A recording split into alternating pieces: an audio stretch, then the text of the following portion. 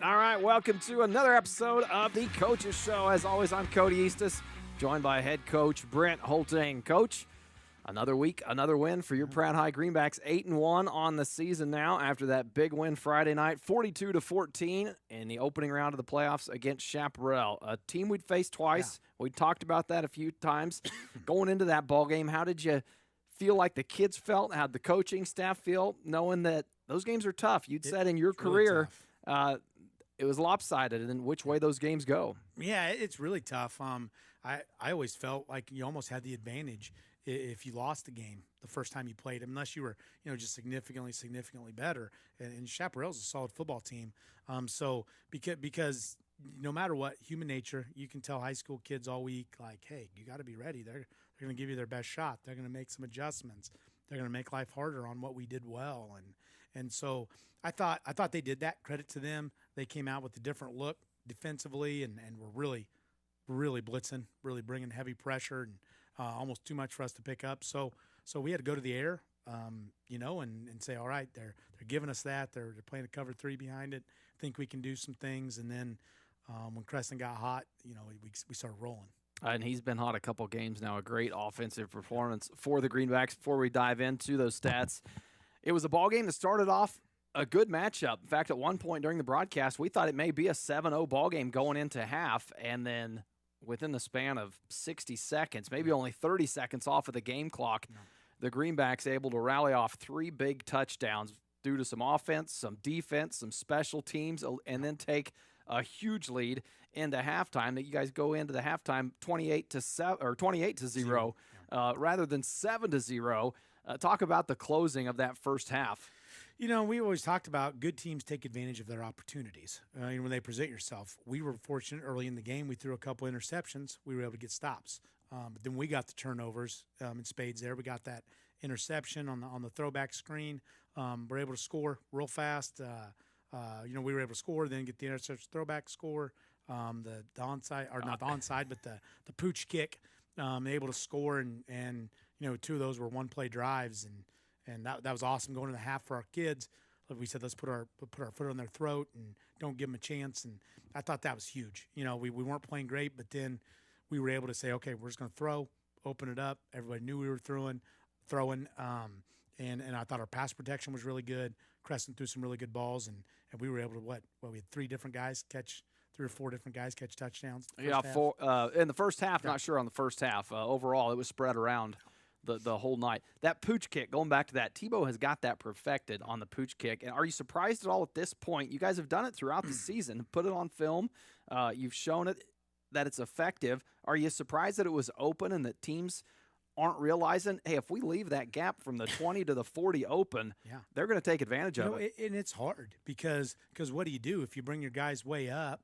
Then Levi's capable of kicking it deep, and when you kick it deep and they're that far up, it's hard for them to get back and set a wall. It's a lot harder to get back and set that wedge or that wall, and so it kind of puts teams in a quandary, and teams like, oh, hey, go get it. But you and I know when a game starts and that ball hits and it bounces weird, and are you going to get it? Am I going to get it? That when that pressure ratchets up, those balls are really hard when you kick them right. And Levi's had a bunch this year. He's put in exactly the right place, and our kids have been flying down. Then we'll go get them. Yeah, that's the other half of the equation is that the offense or the special teams for the Greenbacks there, knowing that it's a race to that spot, and they got to be there. We've seen Caleb Strong get him. I didn't see who recovered that one. Christian able to get that one. So it takes a special player on the Greenback side to know that, hey, this is the call.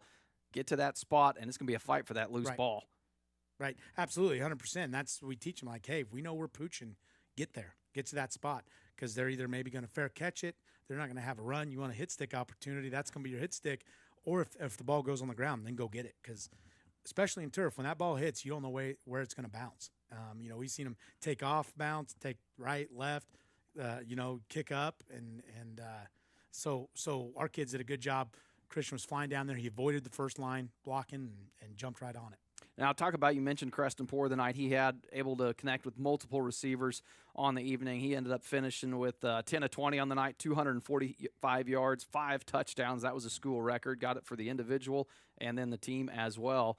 4 had been the record previously, so congrats to Creston Poor and the Yeah. Greenback offense there. But just talk about this point in the season, how good he's looking back there in the pocket for the Greenbacks. Yeah, comfortable and decision making. And Creston can be the first to tell you, it's I'm harder on my quarterbacks. Demand a lot out of them, and Creston though has rose to that challenge. He's done such a good job of growing throughout his 4 years here of being a next play mentality guy. And when Creston is one of those guys, and early in the season we were struggling, we're like, man, we got to get it rolling because I see stuff every day. Creston will throw it 55 yards down the field and drop it in a bucket, and you're like, holy cow, that was an incredible throw. I mean, just jaw-dropping throws.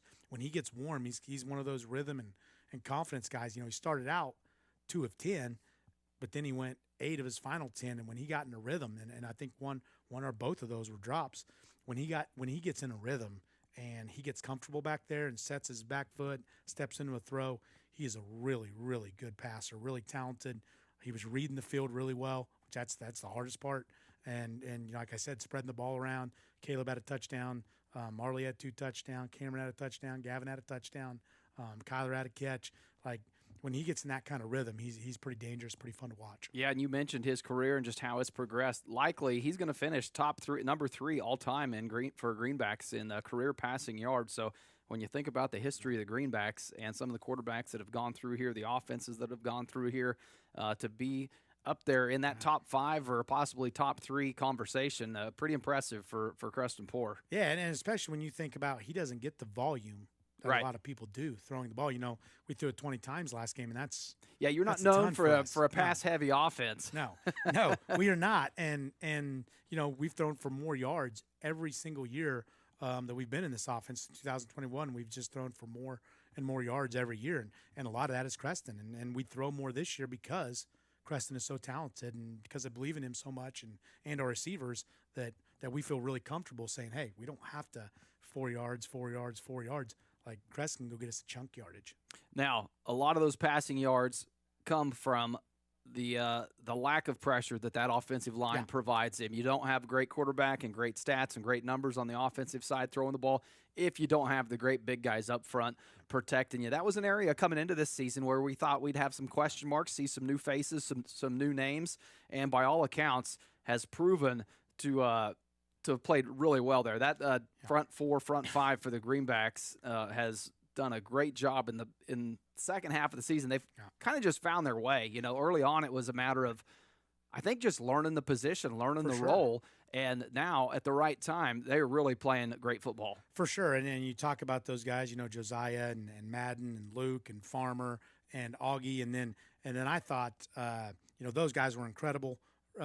Friday night they were blitzing, lots of heavy pressure, and then I thought a guy that we don't talk about enough, and we do on hit sticks, but had an incredible game blocking, sealing his guy off. We ask him to move a lot. He has the toughest assignments on the team, game after game, blocking in space, coming across formation. But Sebastian Beach was incredible Friday night. I mean, he blocked his tail off, never let his guy by him, and when he blocks like that, we're really tough. Yeah, and you can see it just makes such a difference when Creston's able to step up into that pocket knowing that he's got protection and that you can step into that ball. Now, the targets that he's throwing to, you mentioned some of the touchdowns earlier.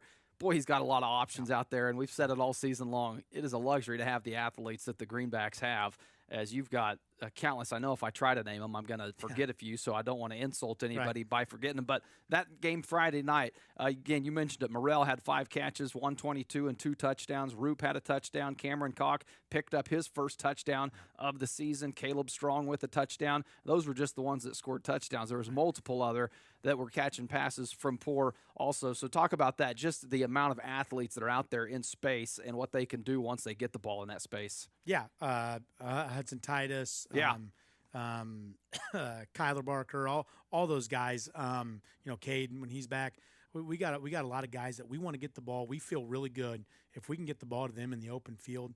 We feel really good about what they're going to be able to do because they're tough to bring down one-on-one. On top of that, those guys have worked really, really hard. We've spent more time in practice by far this year running routes, working on cuts and routes and timing and spacing. And those guys have worked really hard at that, and they really understand what we want to do in terms of with the looks we get because we're so run heavy. We get one high safety a lot, and They understand how to manipulate that and how to create some space there. And Creston's understanding of that has grown, exponentially. Of where do I look? Who's my progression key?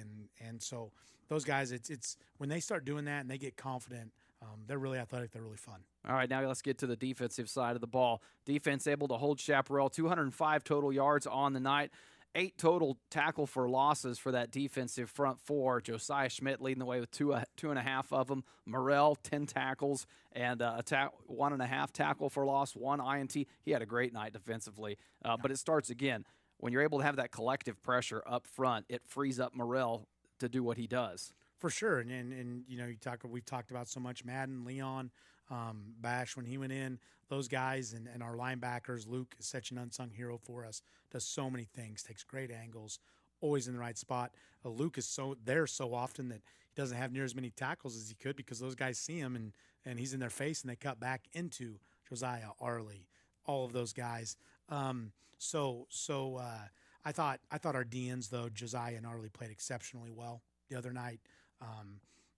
Don't talk enough about Josiah, how tough he is. We've talked, I know off air, you've seen the pictures of his hand last week that needed 14 total stitches between the muscle and the skin. He's just didn't miss kid. a beat. No, he's not going to. Yeah. I mean, he's as tough as they come. Arlie is growing every week, and we. Be honest, we kind of said to ourselves, man, they keep, and Josiah was like, they kept trying to throw hitches to Arlie's side. I was wondering when they were going to throw to my side because he knocked every one of them down. He was knocking him down with his elbows.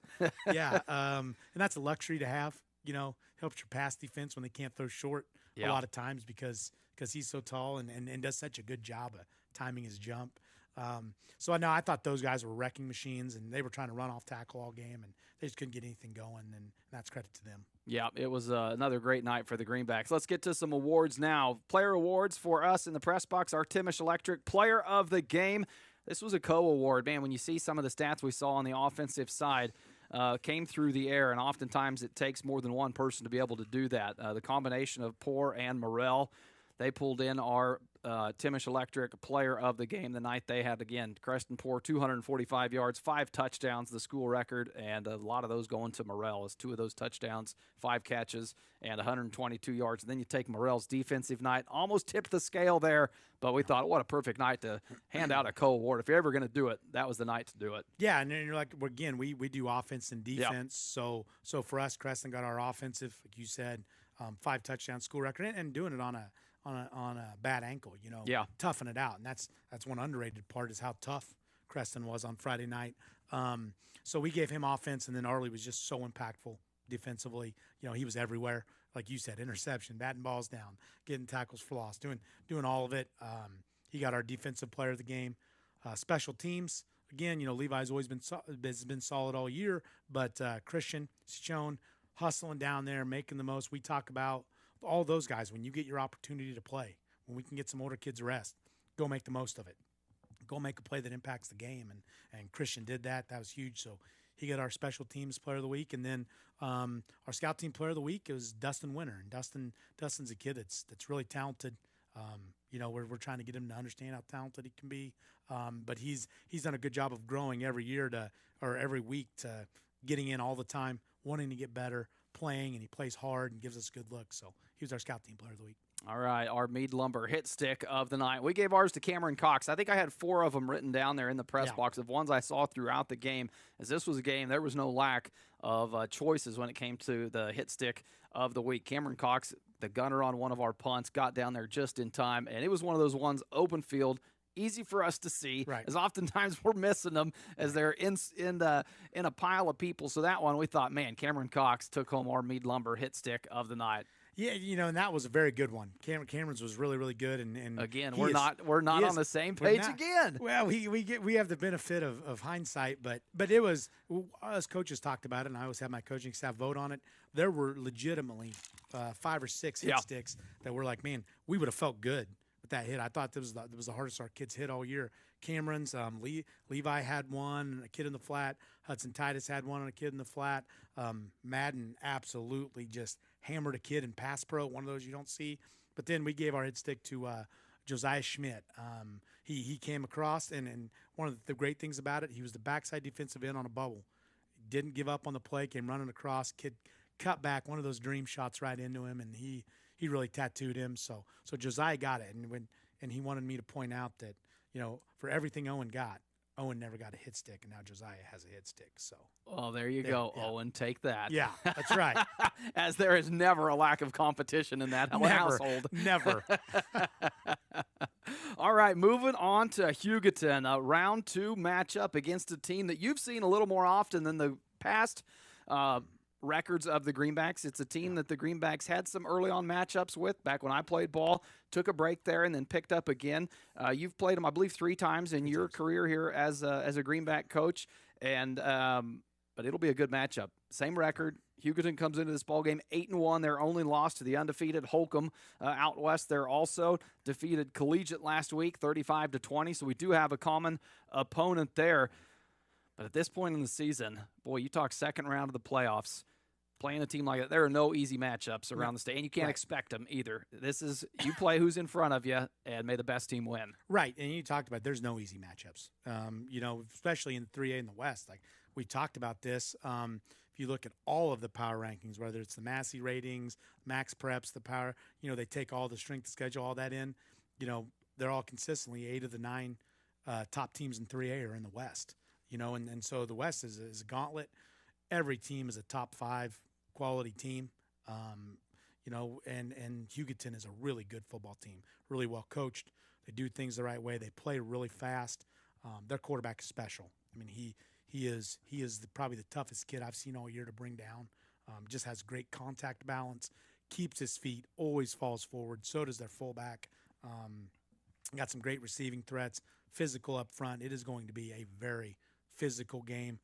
Both of us like to impose our will and wear down the other team. I think both teams take pride in that. So it's going to be a matter of who can get off the ball up front, who plays fundamentally sound, and who tackles well. Yeah, and talk about how big of a factor it is to have that game at home, to play well throughout the season, take that top seed to where you're able to get this second-round matchup here at Zerger Field. Well, it's huge. First of all, our crowd is always awesome, and I know it's going to be great tomorrow night. I think our kids are comfortable playing here. We haven't lost at Zerger the last 2 years. Knock on wood, hope that continues. Our kids play really well. I think that just the travel, having to get on the bus and go 3 hours, it's harder. And you're in unfamiliar circumstances, different locker room, different pregame routine because of the field, all of this stuff. So I think that benefits us. Our kids have worked really hard to earn that. We're excited to go out there. We know it's probably going to be our last game this year on Zerger, and that's why I told the kids try to go out the right way.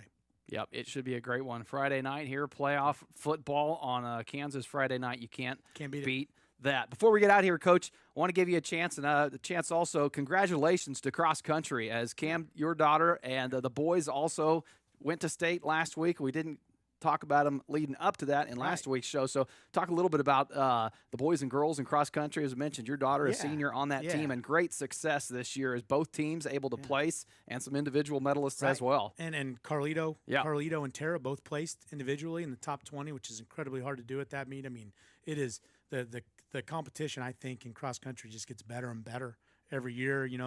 Was blessed to be able to go watch it. Obviously, Cameron's done it for 4 years, and she was so dang excited this year to have a team to go with her, and that was a lot of fun for us to be able to cheer on the whole team. Both boys and girls got 7th at state, placed in the top 8, so that was really awesome. It's a tough sport. If you haven't been to Wamego on that course, it is tough. It is quick turns, it is up and down hills, long hills. I mean, they got to be tough to do that. To do that sport, and Coach Hitz does a great job with them. So it was a lot of fun, bittersweet, watching, how that is, watching your daughter end her career in a sport that she's put a lot into the last 4 years. But it was a great experience, and really proud of our kids, and those kids work really hard in the weight room, practice, and everywhere else. Well, congratulations to those Greenbacks. Always neat to see them do well at a state meet like that. All right, Friday night, Zerger Field, 7 o'clock, Pratt versus Hugoton. You said it. Let's do it. All right, thanks, Coach. Thank you.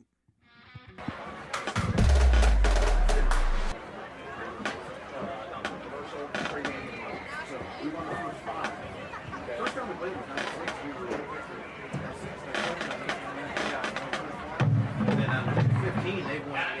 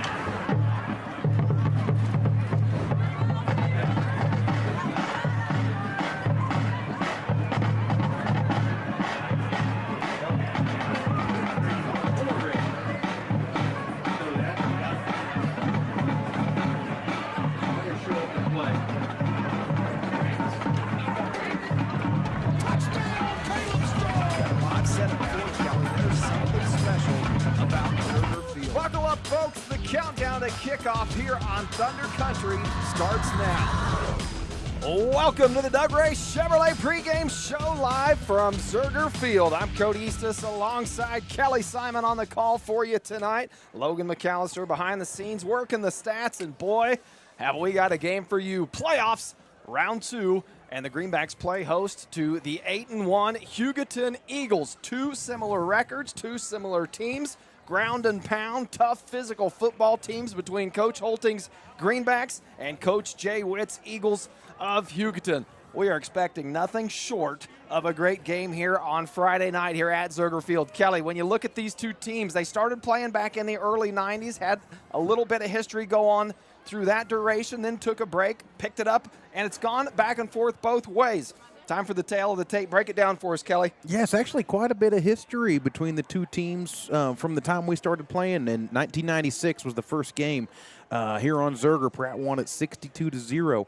We've played 20 times since. So 20 out of the last 28 seasons is not bad for a team that is 157 miles away from here. So we quite a bit of history between the two teams. Pratt leads the series 12-8. 12-8, Pratt's favor. Pratt won 5 in a row back in the late 90s. Hugoton, ever since that 5 in a row, 15 games since. Hugoton has won 8. Pratt has won 7. So ever since that ended, they've had the better end by a game. Last time we played was in 2021. And like you said, both teams 8-1, very similar. Looking forward to one heck of a good game here tonight on Zerger Field. You mentioned that 2021 matchup, one of the 3 meetings that Coach Holting has had against this Hugoton team. They started playing them Coach Holting's first year, 2019, and they lost those first 2 opening years of Coach Holting's tenure in 2019 and 21. It would be the 21 season when Coach Holting would get his first win against the Eagles. Now, a different head coach at the time is Jay Witt, entering his 5th year for the Eagles. We mentioned that 8-1 record, and the one loss from this Eagle team came from the 1 seed out of their district against Holcomb, and it was a close game, 20-14 back in week 7.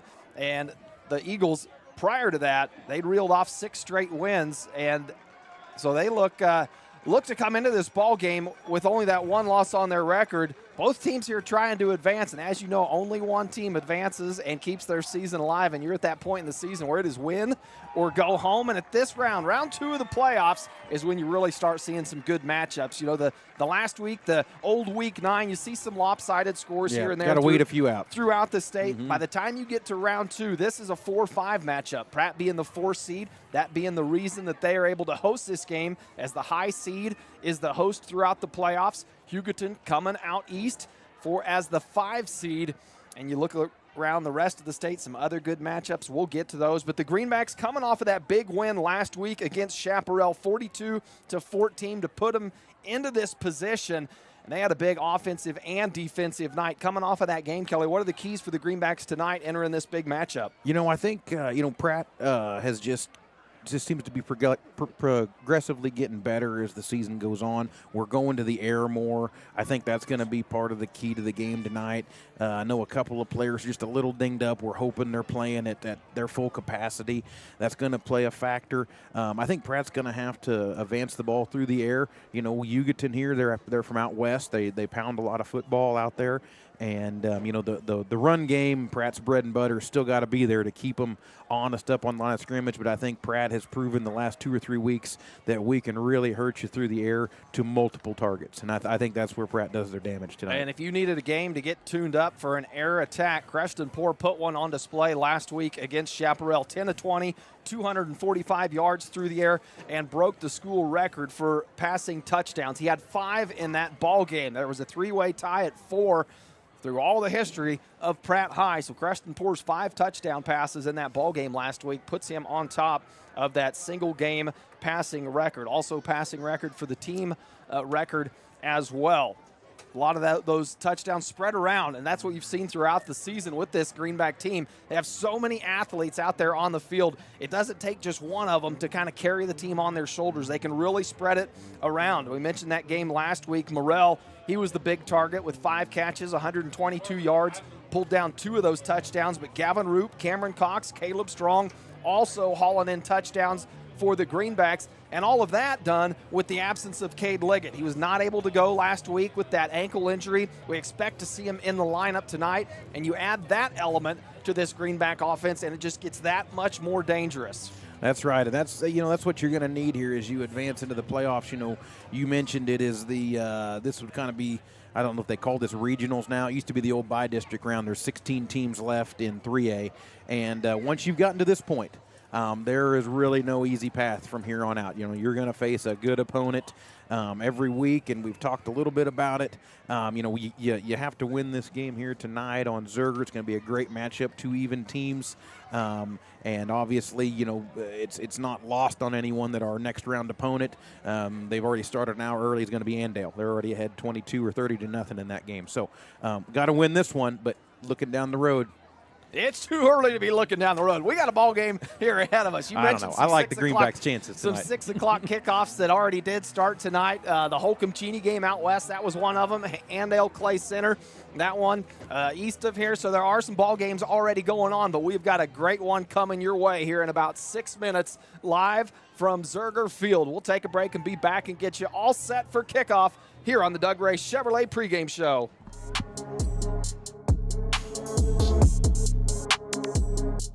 The quarterback counts on his O-line for protection in the pocket. In Pratt, you can count on me, Jamie Roach, your Farm Bureau agent, to protect your family's blind side no matter what life throws at you. We are here to handle all of your auto, home, life, and business insurance needs. Don't scramble around working with multiple insurance companies. Talk to me, Farm Bureau agent Jamie Roach, today. We can help protect what matters most. Farm Bureau Life Insurance Company, Farm Bureau Property and Casualty Insurance Company, Western Agricultural Insurance Company.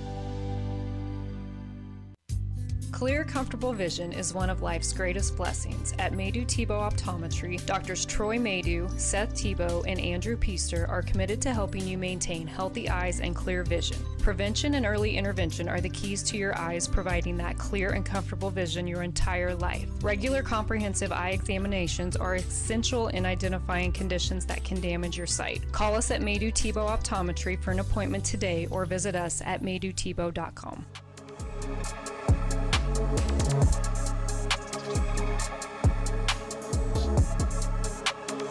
Welcome back to the Doug Ray Chevrolet pregame show here on Thunder Country. Once again, I'm Cody Eastis alongside Kelly Simon.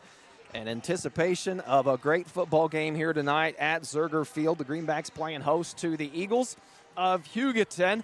And a lot of ways you can watch or listen to tonight's broadcast. We've got it, as always, on the 98.3 dial. If you're out on the road, in the vehicle, or at home and want to tune in, you can find us there. You can find the Behind the Mic live stream on Eastus Media Facebook and the full game broadcast being broadcasted on Greenback Activities YouTube channel. You get the best of both worlds there, the full game along with the play-by-play. So however you choose to tune in to tonight's broadcast, we appreciate it. Also, a big shout out to 4 of the local businesses that sponsored the first 200 students that came through the gates for the Greenbacks. And apologies, I don't have that list in front of me, but just to say that Greenback Nation is appreciative and always impressive when it comes to stepping up and needing to support the community, the kids. So a handful of businesses there came through and did that, so thank you if you were one of those businesses. We'll get those before the broadcast is over and make sure to give a shout out to the names of those businesses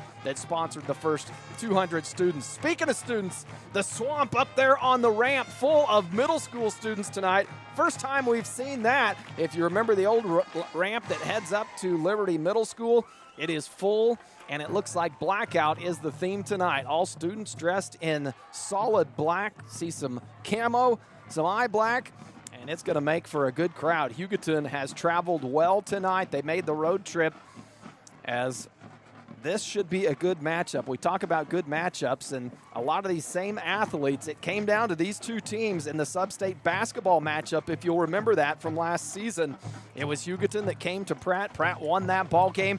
So these two teams and schools are very familiar with each other when it comes to keeping the season alive and advancing to the postseason. This time, it's on the football field as the captains make their way out to midfield. Get those read off for you. For the Greenbacks, Creston Poor, Cameron Cox, Leon Ramos, and Arlie Morel are your captains out at midfield. And for the Eagles, number 15, Miguel Hernandez, number 57, Abdiel Cabezas, and number 73, Riley Pennington. One in not suited up there. I believe they did have a player that was injured, a shoulder injury, talking with their broadcasters pregame. One of their seniors that can't catch his number with the arm sleeve across it, so apologies to that. But both captains out there at midfield sorting out the coin toss. Kelly, in a game like this, do you like to take the ball first, or what do? You win the toss, you do the traditional defer? Yeah, I think you do. You get your defense on the field and try to get a stop, and then turn right around and try to put them in a hole early and then get the ball coming out of half. If you're Pratt, your offense has been so potent all year that you don't mind taking the ball first, because there's nothing better than taking the ball, going down and scoring. It's the punch in the eye that it's hard to recover from, because it's like, oh man, they just went down and stuck it right in the end zone. So and that's what the Greenbacks are going to have the opportunity to do, as it was the Eagles that won the coin toss. They elected to defer, so the Greenbacks will receive and put their offense out on the field first. The Greenbacks look to defend the east end zone. That's the Liberty side, and it will be the Eagles that defend the west end zone. A couple last-minute conversations with players and coaches as the special teams will make their way out onto the field. The Greenbacks in the traditional home green and gold uniforms with the green helmets and the gold stripe down the middle of the top. The Eagles come out with the blue pants, white tops. Red helmets. Red helmets, trying to catch that with the white stripe down the top. And this is a game, the community, and when it gets to this point in the season, you can just feel the buzz all week leading up to these type of games, as the magnitude of them can just be felt, and it reverberates around the community. People are talking about it. People are wanting to know your predictions. Prediction time is over. It is time for some football here on Zerger Field. And again, we're not supposed to look ahead, but by the way the seeding goes, if the high seeds went out, this will be Pratt's last game on Zerger this year. Yes. Just if the top seeds keep winning. Something to note. The Eagles send the ball away, and we are live here at Zerger Field. A deep kickoff fielded at the 12-yard line by Caleb Strong, following some blockers up near the 30-yard line, and that's where the Greenback offense will set up for their opening possession. You talked about liking to get the ball first if you have the opportunity here, Kelly. The Greenbacks have that chance now to send that offense out on the field. Now, in these games like this, where there's a lot of emotion, a lot of intensity, these seniors on both sides know that there is no tomorrow if you don't win. If you can get something on the board first, man, it takes the edge off of that nervousness, because you feel like you belong here. This Greenback offense is an offense that averages 331 yards per game, and they're going to need it tonight against this Eagle team. Direct snap to Liggett. Good seeing him in the backfield to open this possession off, and he'll lower his shoulder across the right side for a positive pickup of 6 yards. We mentioned his absence last week in that ball game. Came out during the Cheney game the week prior to that, before the halftime mark. Never saw him re-enter that ball game. And now back in for a game where the Greenbacks going to need every piece of firepower that they've got in their arsenal. It'll be a 2nd and 3 for the Greenbacks after that 7-yard pickup from Liggett on the opening carry.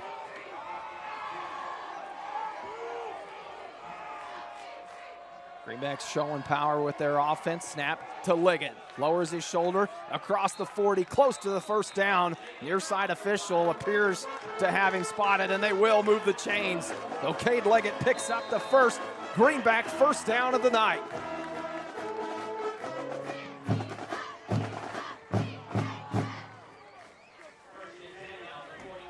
.55 to play here in the opening quarter. Greenbacks, two plays, 2 runs, both by Cade Liggett. Liggett leads the team, 830 yards on the season from the backfield on the ground. Again, the snap to Liggett, fakes the give to Titus. Pressure coming, has to get rid of it. Was looking for Morrell running across the 50-yard line, but the pressure came, and Liggett not much time to set his feet and throw that. It looked like Vaughn Grubbs in on the tackle for the Eagles. That's a name you're going to hear a lot from this Eagle defense. A lot of men in the box for Hugoton. And I think that when you see that, you think they're wanting to shut down that run, wanting to take away that dive, that inside running lanes, off tackle. Now the Greenbacks will spread it out, faced with 2nd and 10 after that incomplete pass. Morrell, the lone receiver here on the near side, trips to the far side. Poor, taking a shot deep downfield, has a man open. Liggett at the 20, the 10, nobody around. Touchdown, Greenbacks! And a massive blown coverage by Hugoton. Wasn't anybody within 15 yards of him. A 59-yard strike from Creston Poor, picking up right where he left off last week. And you see that, you have Morrell all by himself on the near side, and he commands so much attention from the defense of the Eagles that it opened up the side for Liggett to get up the sideline. Yeah, that's one area where the Pratt single wing with the receivers and the backs, it is just not your standard offense you see. So some of these defensive backs, there is confusion. And Pratt knowing the routes they're running, a lot of times you'll end up with a guy open. Tebow on for the extra point, puts it through the uprights, and the Greenbacks with the early lead. 7-0 after a 4-play, 70-yard drive, 10:26. We'll be back with more first quarter action here on Thunder Country.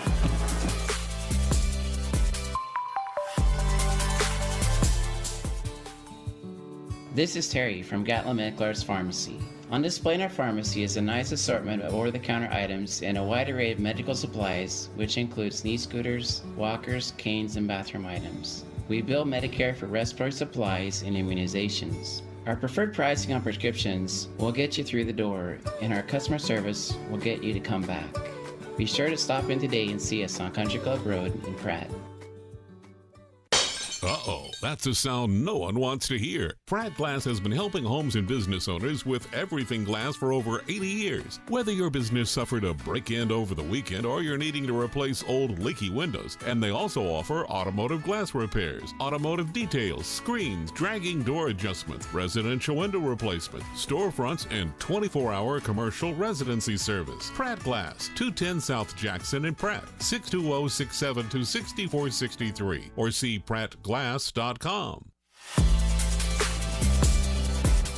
Welcome back to Zerger Field. Tebow on the pooch kick. The Eagles defend it well. Fielded by number 33 inside the 40. That is Camden Hall, and not much room to run after that. Brought down just past the 40-yard line, and that's where the Eagle offense will set up for the first time tonight. But, boy, what a play for the Greenbacks on 2nd and 10 from the other side of the 50. And Creston Poor, coming off of that big week last week, continues to throw the ball to perfection. Now that was the pass we needed to start the game. Kind of put them back on their heels here, and puts a little pressure on that offense now to do something and not give the ball back to Pratt to get up 2 scores. And this Eagle offense going to run what you call a veer triple option type of offense. You see the quarterback in the pistol formation, and the give to Godardo, and not much room to run. Nice tackle, Hudson Titus.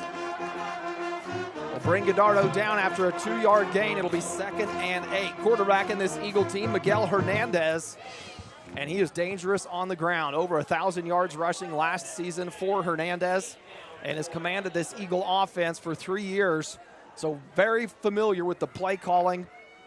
And Coach Witt able to really put in a lot of wrinkles with a quarterback that has been under center that long.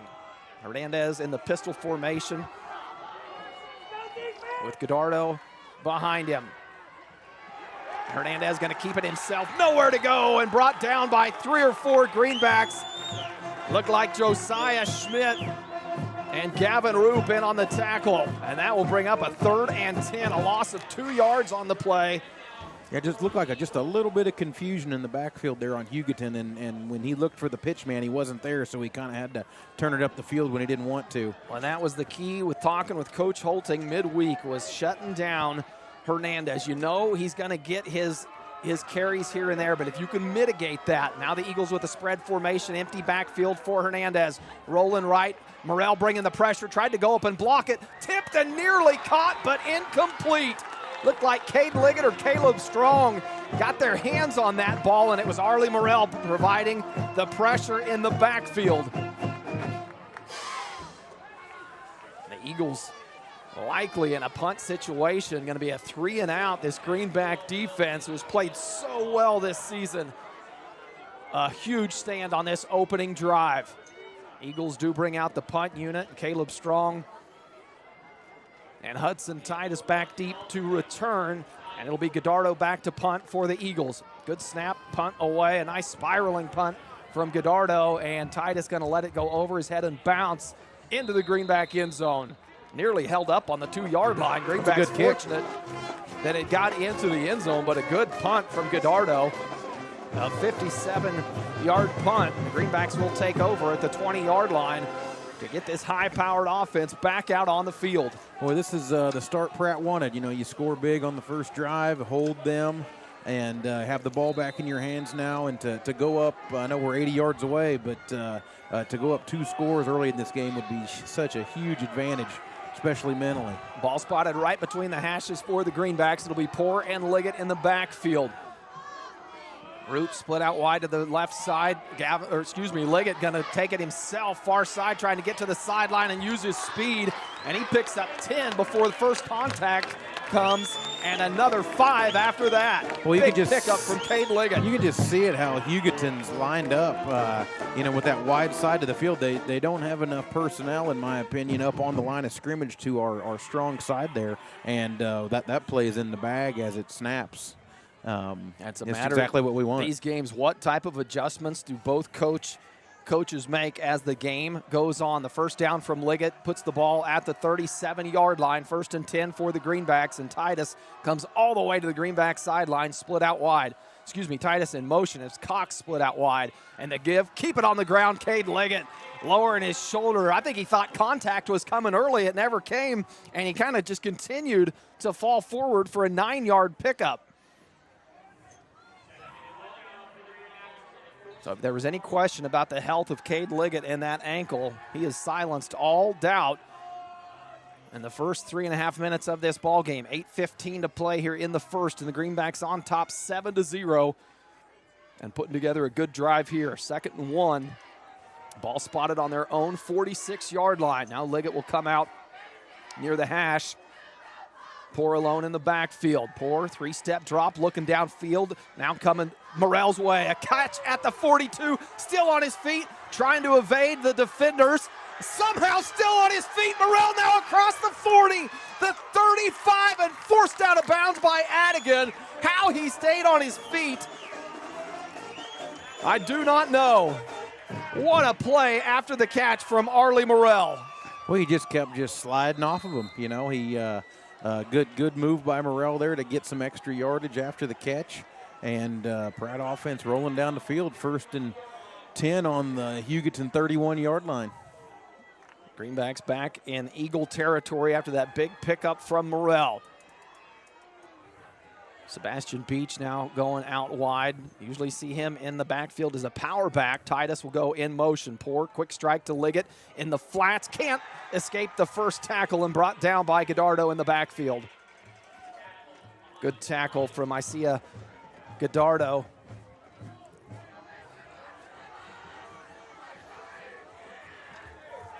First negative yard play for the Greenbacks. It'll bring up 2nd and 5. That was unfortunate. Titus went in motion there. Nobody went with him.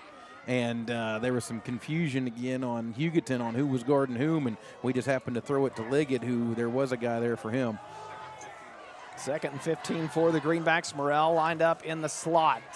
Snap to Liggett. He's going to follow Poor right side, looking for a block. Jumps over a defender and brought down at the 26-yard line. Bring up a third and 7. Greenbacks in that no man's land as far as territory goes, inside the 30-yard line, maybe a bit outside of Tebow's range. We saw him put one through for the first time this season in that Cheney ball game, so we know he's capable of it, and Coach Holting has that in the play calling if they're in the right position to do it. Greenbacks with a big 3rd and 7 here. Snap goes to Liggett, going to follow Poor, has some pullers going, now cuts it up. Close to the first down. Boy, he's going to be close. Looks like 4th and 1 will be the result after that play is spotted. Well, at this point, you know, we've had good positive yardage on every run we've had. The 4th and 1 seems well within our range here. And the Eagles going to take a timeout, make sure they've got the right defense on the field. Coach Witt wants to talk this one over. We'll take one with him and be back with 60 seconds here on Thunder Country. Are you interested in building a new home or remodeling your current one? If so, give J.A. Knight & Sons a call today. This is Chase Golly with J.A. Knight & Sons, and we are the area's premier general contractor and have been serving the Pratt and surrounding area for over 50 years with superior quality and attention to detail. We specialize in high-end residential and commercial construction and have now expanded our services to include pre-engineered metal buildings. J.A. Knight & Sons is a proud supporter of Greenback Athletics and would like to help turn your next dream into reality. Mead Lumber in Pratt is looking better than ever. Stop by and see our brand new renovations with the same friendly faces you know and trust. Whether you're tackling a big project or just need supplies for the weekend, Mead Lumber has you covered with quality products and expert service. We're proud to be a part of this community and even more proud to support the hardworking athletes of Pratt High School. Mead Lumber, building relationships, building Pratt. Welcome back. First quarter action here. A timeout from Coach Jay Witt. The Greenbacks faced with a 4th and 1 coming out of it. Big play for the Greenbacks to keep this drive alive. Madden Wilson in the backfield got the power package. Power package. Liggett and Wilson in the backfield. Snap to Liggett. He'll follow Wilson. Just needs one, and it looks like Liggett has it. Picked up 3. So keeps the chains moving and keeps the Greenback drive alive inside the BTI green zone. With 5:36 to play here in the first quarter. The Greenbacks lead at 7-0, trying to take a 2-possession lead early on. 5:26 left in the first quarter. Pratt on the cusp of being in real good control of this game here. Well, if you can go up 2 scores early, it really puts you in the driver's seat. Again, Wilson alongside Liggett in that backfield. We've seen Coach Holting go to that when he wants to pick up tough yards and some movement up front. Looks like I think it's going to be on Pratt, I think. We did come fully out of our stance there, yeah. Yep, that will back the Greenbacks up 5 yards. So after picking up that tough 4th and 1, the Greenbacks give back 5 yards, but they do have the new set of downs. 1st and 15 will be the new down and distance. Now back to the traditional backfield of Poor. Liggett stands to his left. And the snap to Liggett. The give to Titus on the counter play. Cuts it back, trying to take it up midfield and brought down at the 20-yard line. Picked up 4 on the play. It'll bring up 2nd and 11 for the Greenbacks. And we mentioned those 4 businesses that sponsored 200 students of their entry fee into tonight's ball game. I wanted to give a shout out to them now that we've got them. Thank you very much to Elite Tumble, Lotus Athletics, and Wellness, Med Spa, People's Bank, and Smiley Concrete. Just a handful of the businesses around the community of Pratt that always come through when the Greenback Nation needs them to. Greenbacks split out trips to the near side here. Be Roop on the numbers, Liggett in the middle, Strong on the inside. Poor alone in the backfield, looking the right side, flushed out of the pocket, now stepping up, trying to create something on the ground, and brought down in the backfield for a loss on the tackle, Talon Grubbs. It's going to bring up third and about 18 from the Hugoton 26-yard line. You know, I think you're at a point on the field here where, you know, punt's really not much of an option. So, you know, you got 2 downs to get this. Yeah, 4 down territory here. Yeah. I agree. Unless somehow you pick up 12 of these yards and you've got a 4th and 4, and maybe the field goal's a better option, because at this type of game, this point in the game, possessions matter more than points. And if you can make it a 2-possession ball game, Morrell splits out wide on the far side, trips again near side. Poor dropping, flushed out, has to keep it on the ground, met early at the 25-yard line. And finally the whistle comes as the Eagle defense drives him back.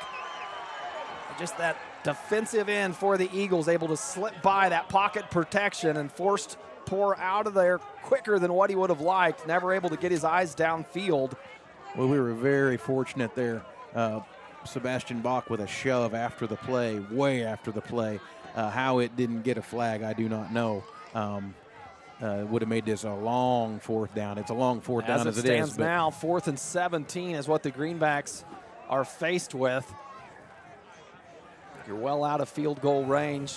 Greenbacks now break the huddle, send Morrell to the near side, and Roop to the far side. Nobody in the backfield to help Poor. Liggett lined up in the slot. Poor looking Roop's way, going to take a shot. Roop has some room. Does he bring it down? No! Had Almost a chance, but well defended on the far side. Almost had it. Hager out there on the defense for the Eagles, and Roop not able to haul it in. So this time it's the Eagle defense that makes the stand, and 2:26 to play here in this first quarter. They'll get the ball back, trailing 7-0. Well, back on the Pratt High defense's shoulders. They've done so well all season, and during that first drive there, really stepped up and didn't give up any positive yardage at all. See if they can keep doing what they've been doing here. And this is just the type of game, the type of point in the season where defense is going to win you these type of ball games. You know this Pratt High defense wears that as a badge, that they've had 3 shutouts this season, and they're going to do everything they can here tonight. Eagles break the huddle. Godardo in the backfield, going to keep it on the ground. Goes left side now, cuts it back up the middle. His biggest pickup of the night, a gain of 7. We'll call it 9. They're going to give him a little better spot. It'll bring up 2nd and 1 for the Eagles. That was good pursuit by Morrell. He came from the backside defensive end and right into the cutback lane and stopped that for a 9-yard gain where it was looking like it was going to go for more than that. That's where Godardo is so dangerous on the ground. If you're one of them Greenback defenders, you've got to know if the play's going away from you, stay with it. The cutback may be coming your way. Eagles now split twins to the far side. Godardo in that pistol formation. Run the counter play to one of the receivers, and a nice tackle by Cameron Cox. Looks like a gain of 3, so it will be enough for the first down on the carry. Eli Camacho for the Eagles. A bit slow to get up, now making his way back to the huddle. The Eagles pick up their first down of the night with 1:29 to play here in the first quarter. Ball spotted at their own 37-yard line. This is their 2nd possession of the night. The defense did a good job holding the Greenbacks, took over at the 20-yard line. Now a race against the play clock as it ticks under 5 for this Eagle offense. Camacho gets the snap off, the give in the backfield to Godardo. Well, you can see the Pratt High defense stacked up heavy into the strong side of the Hugoton offense there. We've done our homework. A 4-yard pickup on that play. It'll bring up 2nd and 6 for the Eagles. Play's going to take us down under 40 seconds in the first quarter. Been a clean, fast-paced first quarter from both teams. The type of ball game we expected. First trips formation we've seen from the Eagles. As Hernandez alone in the backfield. Now they'll send Camacho in motion. And Hernandez keeps it on the ground, coming left side, but tackled from behind. Kyler Barker leads this team in tackles, and there's a reason why.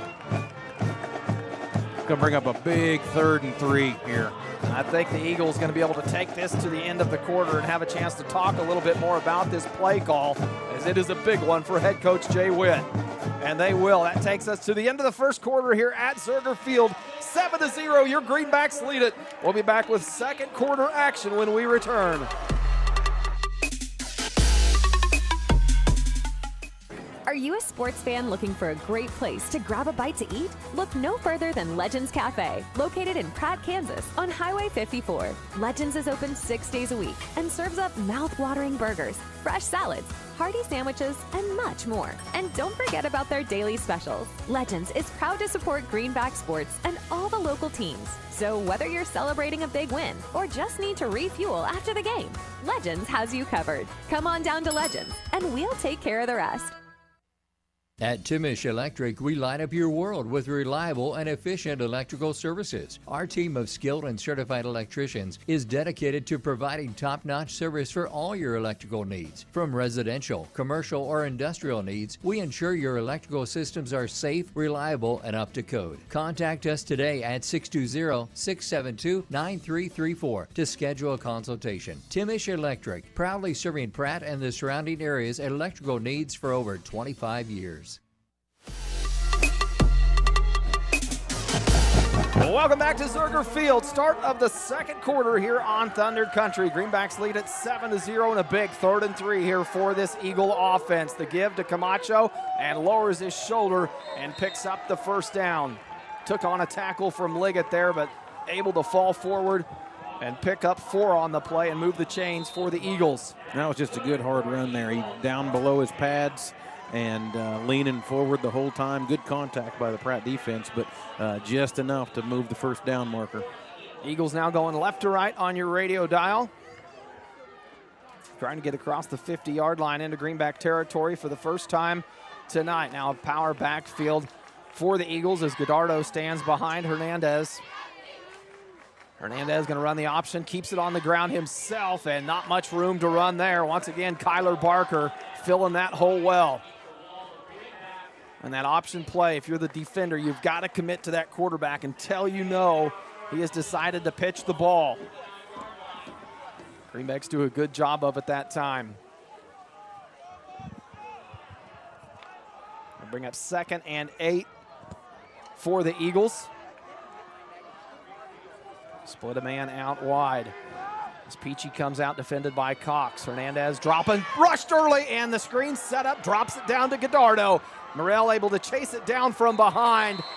But boy, Hernandez, not much time as Leon Ramos came flying through, and that's what the screen is designed to do. You let that man come through to vacate that spot in the field you want to dump the ball down to. Well, another nice hustle play by Arlie Morrell there, hustling from the DN position to make that tackle 10 yards down the field. Again, high school football especially, if you can keep the big play from hurting you, a lot of times your defense will come up with a stop for you. Twins now split out to the near side for the Eagles. Man comes in motion, the pitch out wide, now looking for the flea flicker, the throw back, the intended receiver on the ground and has to set it up near side to Burrows. Has some room to run across the 30. So that play broken up a little bit by the Greenback defense, but in the backfield, Gallardo able to recover nicely. Yeah, they actually, Hernandez got tripped up coming out of the backfield. It was going to be a pitch throwback to him, and he went down. And so good play by it was Gallardo there in the backfield. Yeah, in order to get that ball out without a big loss. Yeah, veteran move there to recover from that and not have it turn into a big loss on the play, because the Greenbacks, they were in the backfield looking to defend that, just not able to bring him down before he got the pass off. So it'll bring up 2nd and 2 for the Eagles. Ball spotted on the Greenback 29-yard line. Hernandez going to keep it on the ground and follow Gallardo. Tries to cut it outside, met by Titus, and forced out of bounds near the 20-yard line. It will be enough for the first down. They'll spot it at the 23. Just kind of feel like Hugoton's offense is kind of settling in here. They're not as jumpy as the first possession of the game, starting to run their offense as their veteran quarterback knows how to run it, and chunking out a couple first downs on the Pratt defense here. You know, and doing something that we didn't see Chaparral do a lot of last week, and that is run away from Arlie Morrell. Yeah, Morrell just locks down so much of a side of the field, and the Eagles doing a good job of avoiding him if they can do so. A first down after that play. The give to Goddardo up the middle. He'll pick up 4, a tough, hard run. He gets it inside the 20-yard line of the Greenbacks. Call that a 4-yard pickup. It'll bring up 2nd and 6. 9:45 to play here in the second quarter. Greenbacks lead at 7-0, but it's the Eagles here putting a drive together, have the ball inside the BTI green zone of the Greenbacks. You know, Pratt High's defense, again, they're bending here, but they're not giving up the real big play, giving themselves another opportunity to come up with a stop here. Twins to the far side. Adigan split out wide. Send the man in motion. The pitch out wide, and Morrell there to shut it down. Can he hang on for the tackle? Still on his feet. And now the rest of the Greenback Army swarms him. And a huge loss on the play. Ball carrier Eli Camacho for the Eagles had nowhere to go. He took that pitch. And as soon as he got to the edge, we just talked about avoiding the side of the field that Arlie Morrell occupies, and ran right into it. A loss of 17 on the play. That was a big error by the running back from Hugoton there. As Morrell had him wrapped up in the backfield, sometimes you just have to take your medicine and eliminate hey, we're going to lose 5-6 yards on this play. Don't turn it into a 17-yard loss like that where he tried to reverse field, and then obviously the Pratt High speed ran him down. A tough down and distance now for the Eagles to pick up. Hernandez dropping, 3-step drop, batted at the line of scrimmage, and hits the turf. Madden Wilson in there on the play. Looked like Hernandez had time to get the ball off, and Madden Wilson comes flying in. Wilson's had a great season. It's going to bring up a 4th and long here. You know, I don't know what you do if you're Hugoton here. You almost want to punt this ball and see if you can pin Pratt deep in their own territory, because, I mean, the odds of converting a 4th and 20-plus are just not really very good. Yeah, just a tricky spot in the field here. And this Hugoton team is a on the team field that likes to kick field goals. Watching film on them, they're a team that does not shy away. But this one a little too far out. Hernandez dropping back, forced out of the pocket. And Wilson once again grabs him from behind and brings him down. He had some room to run if he was able to get by that tackle from Wilson. And a turnover on downs. The Eagle offense looked threatening there, looked like they had a chance to maybe even this score up, and it's the Greenback defense who comes through. Well, you know, they were just getting yardage about every play there, and then the big loss from Arlie Morrell making a big play puts them way behind their sticks, and you know, weren't able to overcome it. That was the play that made the difference in that drive, so it'll be the Greenback offense that takes over. 8:18 left in the second quarter. Ball spotted on their own 30-yard line. Snap in the backfield, and Liggett brought down in the backfield, flying in. George Aguilera for the Eagles. That was a great tackle. I mean, he fired in from, is he a linebacker? I didn't see where he came from, but he shot through there quick. Oh, that's Liggett. How you fly through the B gap downhill, and had he not tripped up Liggett had a lot of room around the edge here. So, you know, that's something I think we'll see Pratt come back to. So that loss on the play will bring up 2nd and 15. Now trips to the far side for the Greenbacks. Morrell, the lone receiver, split out on the numbers near side. Poor empty backfield. Looking Morrell's way. The quick strike, and Morrell somehow brings it down, but 2 Eagle defenders there, not going to give Morrell any room to run after the catch, and that ball was well defended. As Adrian Adigan right there, but Morrell somehow got his hands on it and able to haul it in. Going to bring up a third and 10 here, 3rd and 11 from Pratt High's own 29-yard line. 7:15 left in the first half. Pratt leading this one 7-0 on that first initial big pass. Boy, this is a big play for the Greenbacks. You don't want to punt the ball away right after you get it back after a big defensive stand, and the Greenbacks need to pick up 11 here if they want to keep the drive alive. It's like an equipment malfunction there as Goddardo getting worked on. Shoulder pads coming loose a little bit, so stop play as they tend to him. How hard is it to get Arlie Morrell on the ground? Boy, I mean, it's they proven still didn't difficult. tackle him then. They had to blow the play dead for forward progress. 3rd and 11 for the Greenbacks here. Play resumes. Poor in the backfield all by himself. And a drop back, looking downfield. Looks right, now tucks it, flushed out left. Down the sideline, has a man. Gavin Roop at the 50, turns it on across the 40, the 35, down at the 30. What a play. And what a job by Creston Poor. Not only flushed out of the pocket, read through the progressions there, and then once you enact a scramble drill, the receivers have to know what to do once they see their quarterback scrambling. As much as you'd like to think it's just backyard ball, there is movement that is coached and practiced. And once you see that quarterback get flushed out and scrambling, you usually like to see one going up the sideline, one coming across the middle, and Roop doing a great job of it there to get open. Oh, that was a great play by Poor to give himself a little more time to get an open receiver. Totally flips the field. Ball now on the 30-yard line of the Eagles, and Liggett will keep it on the ground. Bouncing out to the left, one tackle to break, and the ball trying to get ripped out, nearly does, and Liggett gets his hands back on it as Adigan was there for the tackle and tried to strip that ball out of the arms of Liggett. Going to bring up a first down on the 16-yard pickup from Liggett will put them Hugoton inside 14. the BTI green zone, spotted at the 14-yard line near hash.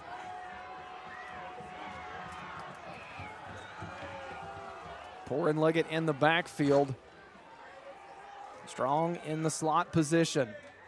Give to Liggett, going to keep it on the ground again. Lowers his shoulder, still on his feet, across the 5. Touchdown, Cade Liggett!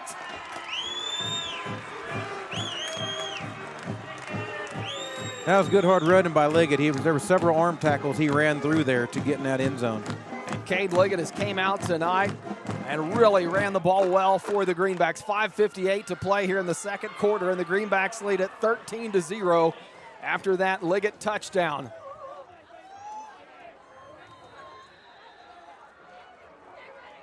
Tebow will come on for the extra point, try to make it a 14-0 score.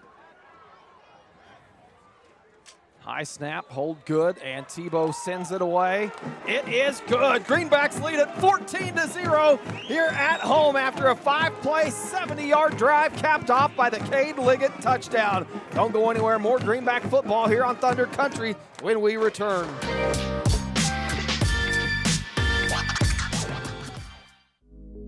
For your fine dining experience, be sure to stop at Club D'Este in downtown Pratt. Western Kansas's premier steakhouse for over 50 years. They'll serve you the best with their friendly, attentive staff and home-cooked meal you desire. Also offering a full range of entertainment with live music and karaoke weekend nights. So come for food and stay for fun at Club D'Este in downtown Pratt. Open 7 nights a week. This is Chris with Car Auction Real Estate. We've been proudly moving assets since 1965, with locations in Pratt and Larned servicing the surrounding counties. Jamie here with Car Auction and Real Estate. While our marketing strategies clearly stand out, we stand strong on our principles of integrity, transparency, and reputation in our industry. Whether it be buying, selling, auction, or appraisal needs, look us up online at carauction.com. Good luck and go Greenbacks.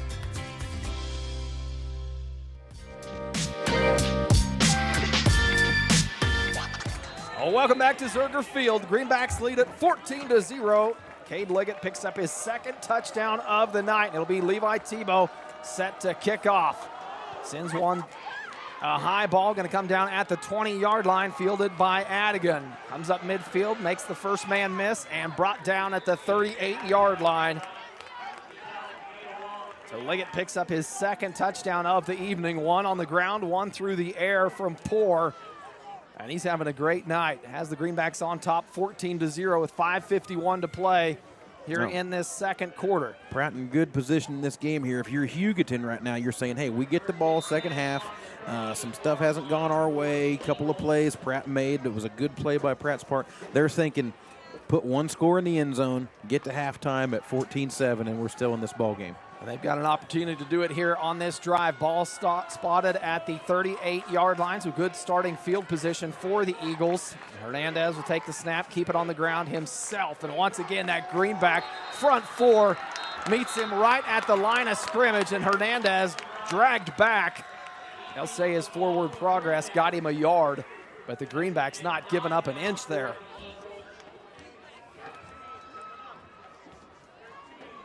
Bring up 2nd and 9 for this Eagle offense. And to this point in the ball game, the Greenbacks have done a great job taking away any type of big play capability from this Eagle team. Well, we've talked about it multiple times how many athletes Pratt has in space, and that's where you shut down those big plays. Even if somebody gets loose for 4 or 5 yards, your athletes come in and give you another chance. Hernandez in the pistol formation, fakes the give, flea flicker back to him, flushed out of the pocket, couldn't throw it, looked like he wanted to, and Barker and Morrell going to bring him down for no gain. So trying for the big play, had Adigan running down the field, but no time allowed Hernandez to set his feet and throw it. Well, just a lot of quickness there from Morrell again, flowing up and down that line of scrimmage. 3rd and 8 for the Greenbacks. Excuse me, for the Eagles. Greenbacks trying to hold here on 3rd and 8. 4:28 to play in this second quarter. See if this is a passing down for this Eagle offense. Gallardo in the backfield behind Hernandez. They fake the pitch. Hernandez now looking across the middle of the field. A high ball, too high, and goes in and out of the hands of Camacho, and it'll be 4th and 8.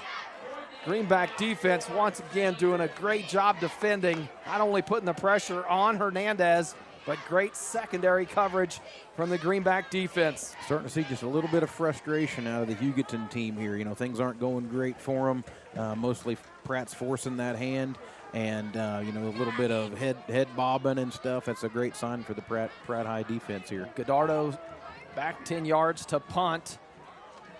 Left-footed punt. This one an end-over-end punt, and gonna bounce at the 30-yard line and tipped off of a Hugoton defender and blown dead, and Caleb Strong with the heads-up play tried to grab it, but the whistle came in, and everybody on the Greenback sideline, along with Caleb Strong, are saying, hey, that's still a live ball. Once it hit an Eagle defender, there is no harm in me trying to pick that ball up, because even if I fumble it, it's going to get respotted where it was first touched.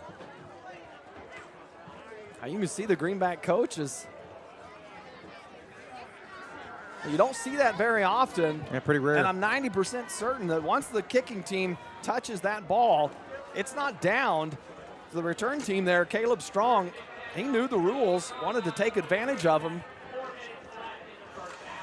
Be 4 minutes left in the half here. Pratt's going to take over on their own 32-yard line. 27-yard line, 27-yard line as well. They'll take over for this possession. Morrell coming split out wide on the numbers, all by himself, covered by Adigan. Poor looking his way. The hitch and go. Poor taking a shot downfield. It'll be a jump ball, and Morrell comes down with it at the 40. What a great route and throw. Well, you could see it setting up right in front of us here. It looked like Morrell was going to stop 10 yards out into that route, and the hitch coming from Poor, and then he headed upfield. Still well defended by Adigan, but such a tough play to defend going up against the 6'6" Arlie Morrell. Well, and that's where Pratt, again, with all their weapons, you can't afford to put too many guys out on Morrell because you got to guard everybody else, and then, you know, one-on-one, he's just a matchup problem for everybody.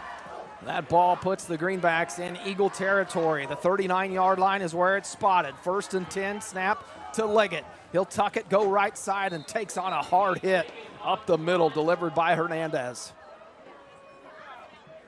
Positive pickup from Liggett. It'll make it 2nd and 7.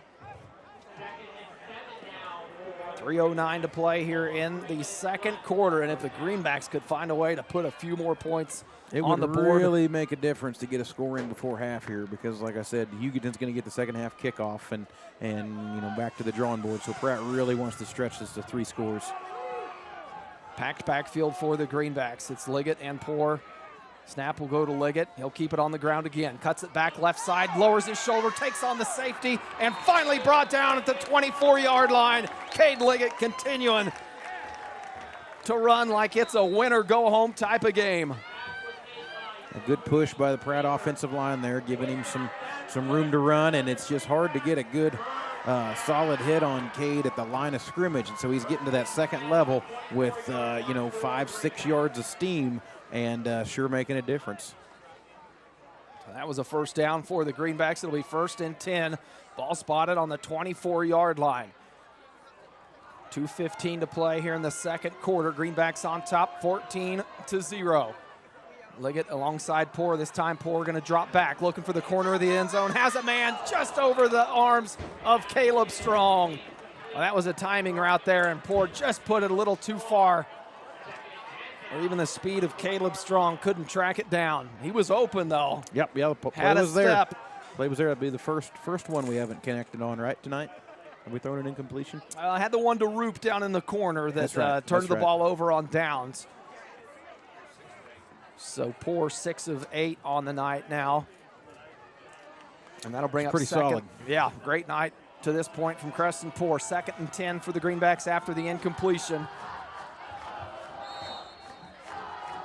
And now a whistle coming from the near sideline. Looks like Coach Holting wants to take a timeout. 2:02 to play here in the second quarter. We'll be back with more Greenback football here on Thunder Country.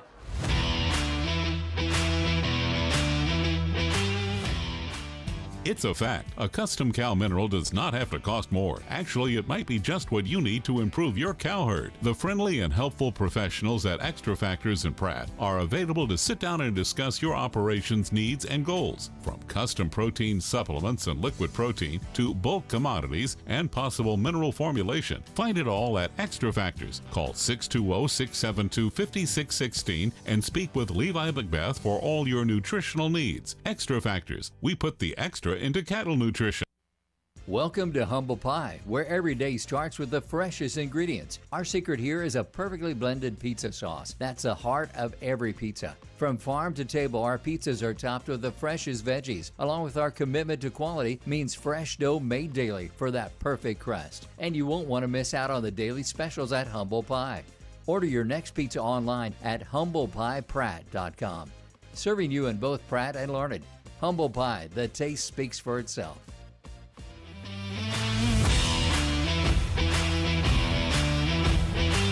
Well, welcome back. Second quarter action here. 2:02 to play. Coming off of the Coach Holting timeout and a 2nd and 10 for the Greenbacks. Poor and Liggett in the backfield. Ball spotted at the 24-yard line. The give to Liggett. Going to keep it on the ground. Falls forward. Positive yards, and he has continued to do that all night for this Greenback offense. Puts Liggett near the 100-yard mark on the evening after that carry. He's had some big ones tonight and just some tough, grinded-out type of yards.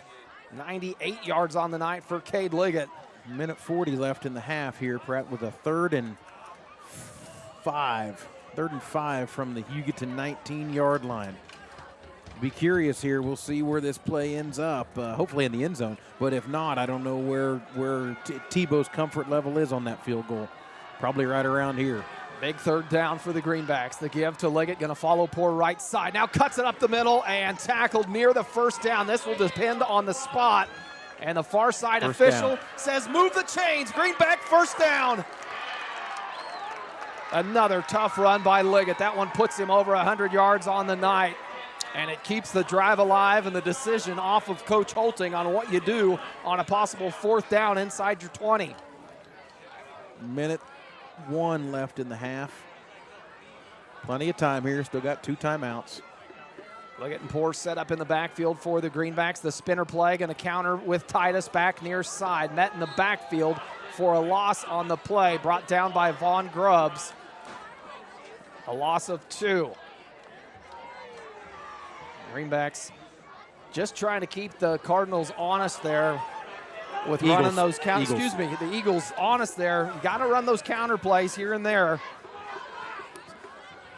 So 2nd and 11. Poor now looking to throw. Taking a shot. Corner of the end zone will be a jump ball. Caleb Strong breaks it down. Touchdown, Greenbacks. his second touchdown pass of the night, and this one puts the Greenbacks on top 20-0.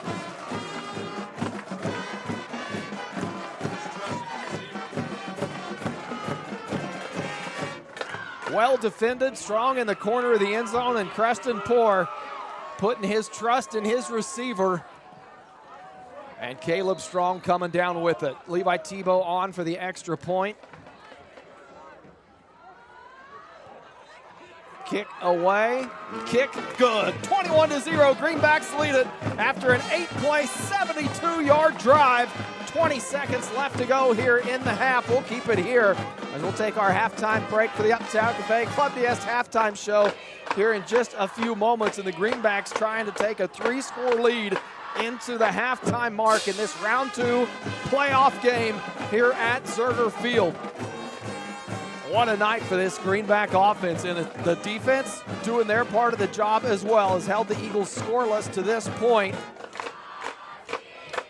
And Creston Poor just continues to have a great season here in his senior campaign. Yeah, 7-9 on the night, 171 yards. That puts him over 1,000 yards passing on the season. Back-to-back seasons that Creston Poor has gone over 1,000 yards, and he's got a whole second half to continue doing what he's done in this first half of play. So the Eagles will have an opportunity to run a few plays to close out this first half. They'll be getting the ball back. 20 seconds showing on the clock.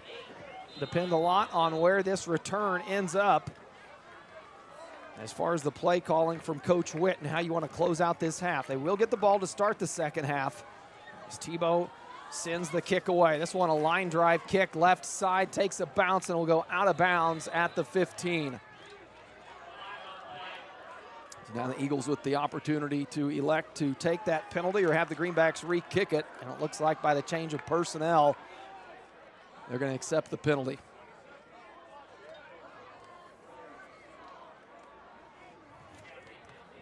I mentioned the Uptown Cafe Club DS halftime show coming up here at the break. We do not have the LMS Student Weekly Greenback Rundown, as we did that for the last 9 weeks and had a great time doing it. But as we come to a close with most of the fall sports, just not a lot of Greenback action to recap. So we will pick up that rundown with them later on in the year with some other sports, and they were fun to work with. 20 seconds to play here in the first half. Hernandez the give to Godardo, and met by Liggett at the line of scrimmage, nowhere to go.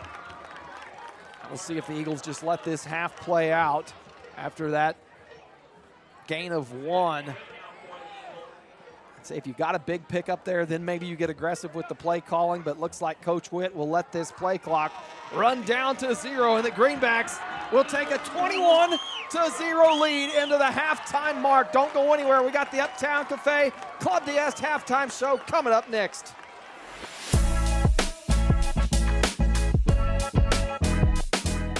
Escape into your ultimate outdoor getaway with the help of Uni Landscapes, your local full-service landscape design and construction company specializing in landscapes, hardscapes, patios, sprinkler systems, water features, and snow removal services. They create your dream space by incorporating design elements unique to you and your family. Uni Landscapes serves Pratt and the surrounding area and is open Monday through Friday. Call 620-672-3301.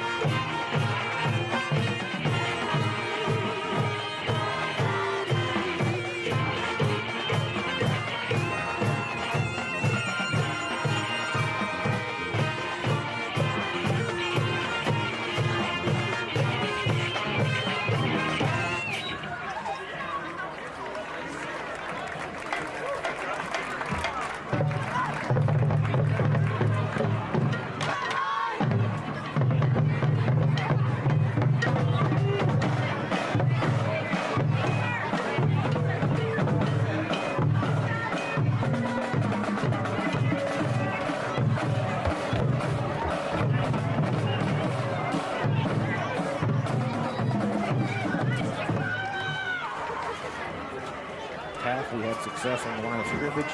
Liggett ran the ball well downhill. I think with a 21-0 lead here, if we can hold them this first possession especially, I think we get into a ground and pound and just try to get this clock down into a fourth quarter situation where 3 scores becomes really hard to overcome. Now, if you're Coach Jay Witt with this Eagle team, this is a team that's put up a lot of points throughout the season and held scoreless tonight here at Zerger Field. How do you get your team back into this ball game knowing that you still got a half to play? It's still a manageable ball game, only a 3-possession game, and you get the ball coming out to start the second half? Well, that first possession for Hugoton is so important. You know, they've got to figure out how to get some points on the board to get some confidence back because, you know, right now at the end of the half, you were starting to see the heads hang, a little bit of chippiness in some of the at the end of some plays. There's some frustration from Hugoton, obviously, when you've had a lot of success all year running the football and not having it tonight. Again, Pratt High's athletic front causing them problems. You know, they're going to try to score this one touchdown at a time, and it's got to be this first one. For them, they got to score on the first drive. I agree. We'll be back with more second half action when we return. Uptown Cafe Club DS halftime show will return after the break.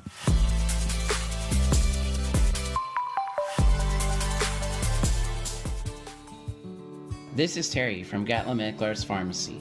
On display in our pharmacy is a nice assortment of over-the-counter items and a wide array of medical supplies, which includes knee scooters, walkers, canes, and bathroom items. We bill Medicare for respiratory supplies and immunizations. Our preferred pricing on prescriptions will get you through the door, and our customer service will get you to come back. Be sure to stop in today and see us on Country Club Road in Pratt. Uh-oh, that's a sound no one wants to hear. Pratt Glass has been helping homes and business owners with everything glass for over 80 years. Whether your business suffered a break-in over the weekend or you're needing to replace old leaky windows, and they also offer automotive glass repairs, automotive details, screens, dragging door adjustments, residential window replacement, storefronts, and 24-hour commercial residency service. Pratt Glass, 210 South Jackson in Pratt, 620-672-6463, or see prattglass.com.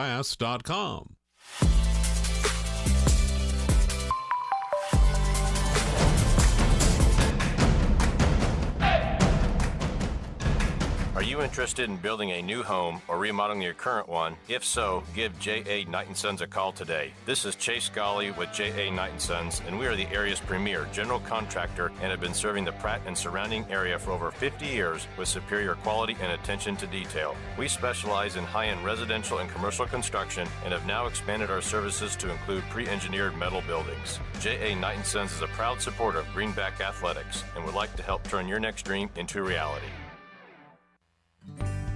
Mead Lumber in Pratt is looking better than ever. Stop by and see our brand new renovations with the same friendly faces you know and trust. Whether you're tackling a big project or just need supplies for the weekend, Mead Lumber has you covered with quality products and expert service. We're proud to be a part of this community and even more proud to support the hardworking athletes of Pratt High School.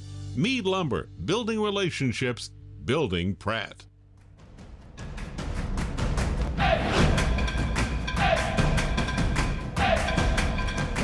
Welcome back to the Uptown Cafe Club DS halftime show here on Thunder Country. As we close out the halftime break, it will be the Eagles' ball coming out to start this second half. So the Greenback defense once again going to be asked to put the load on their shoulders and shut this Cardinal offense down. We mentioned they're a high-scoring offense. You look up and down their schedule, and they're multiple games. They've put up 60 points. They've had a 52-7 win. The loss on their record, we talked about that in the pregame show, a 20-14 loss to Holcomb, who was the high seed in that side of the bracket. And they've got a matchup going on right now with Cheney out west, where Cheney is on top 20-12. Only 6 minutes left in that fourth quarter. So Cheney trying to go out west and pull off the upset. Cheney was the 6th seed, Holcomb the 3 seed. And those two teams, they've met up quite a bit in the postseason, where a lot of times it's the winner of that team advancing. And the last couple of years we've seen it at Cheney. This time Cheney having to make the road trip. That's a road trip this Greenback Nation and Greenback fan base has had to make as well in the postseason, as Holcomb just continues to prove they're a powerhouse when it comes to postseason play and making a case again tonight, but they got some work to do against Cheney. Kelly, you saw a Rock Creek and Heston score as well. What was an update on that ball game? That was Rock Creek 14, Heston 13. So that was a shocking score to me. I thought Rock Creek would win that easily. A close matchup. Still long Rock Creek 8-0 on the season, coming into the playoffs. Had a big win last week, so 9-0 coming in to tonight's ball game. Heston, they were 5-3 coming into the playoffs, the number 7 seed. So yeah, that ball game. Oftentimes you see a 2-7 matchup, but again, that is the beauty of high school football at this point in the season on Friday nights, is you can do all the predicting that you want and draw it up on paper of how you think a game will play out.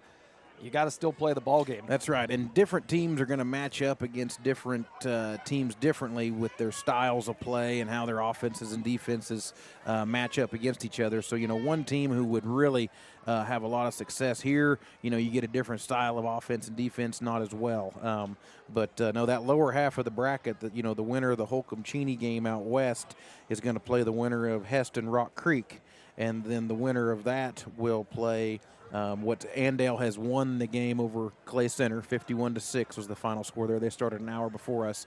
And then, obviously Pratt in good control of this game at 21-0. We still got to finish a half. But if we do, it'll be us against Andale for the right to play the winner of what looks to be, we don't know yet, I guess, between Rock Creek and Heston and Holcomb and Cheney. Yep, Those games are couple finishing close up. games on the bottom half of that bracket. We spent a lot of our focus here on that bottom half of the bracket. It all pertains to the West. We don't do a lot of time talking about the East because they don't become relevant until you make the state championship ball game. But if you look up at the top side of that bracket on the East, you've got Topeka Hayden came in as the overall number 1 seed, who is a perennial powerhouse in multiple state championships back-to-back.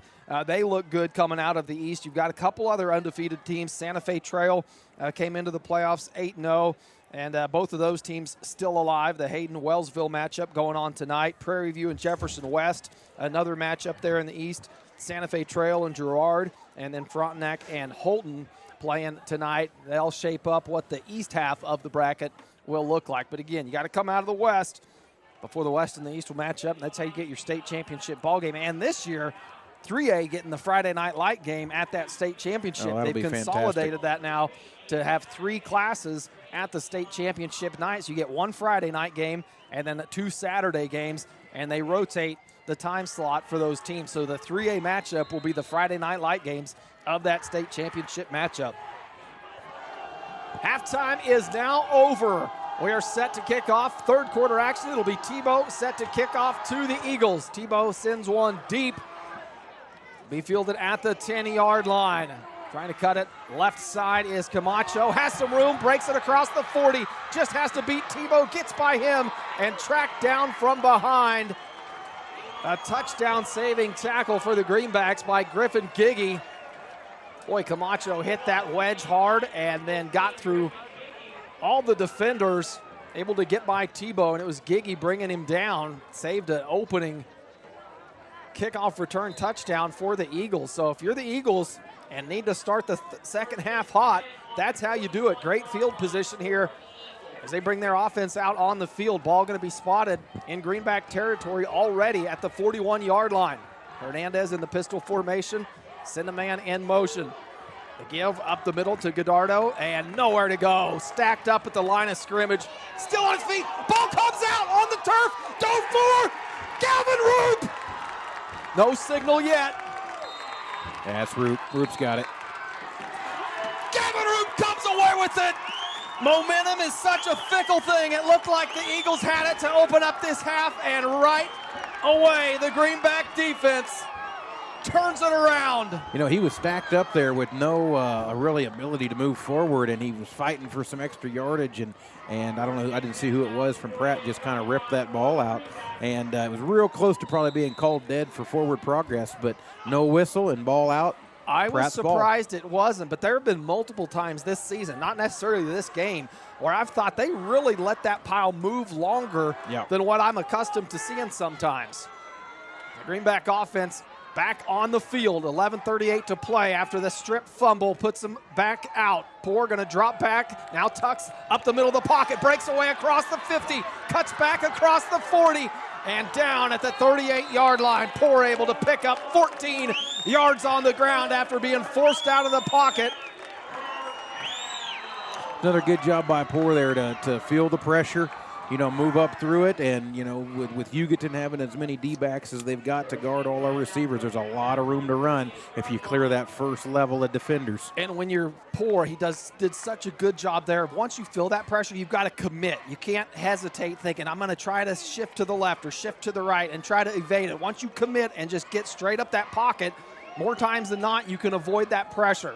So a big first down pickup for the Greenbacks. Ball spotted on the 38-yard line. The give to Liggett. He'll go right side. Now cuts it up, lowers his shoulder, still pushing people across the 30. And Cade Liggett, another first down after the 11-yard pickup.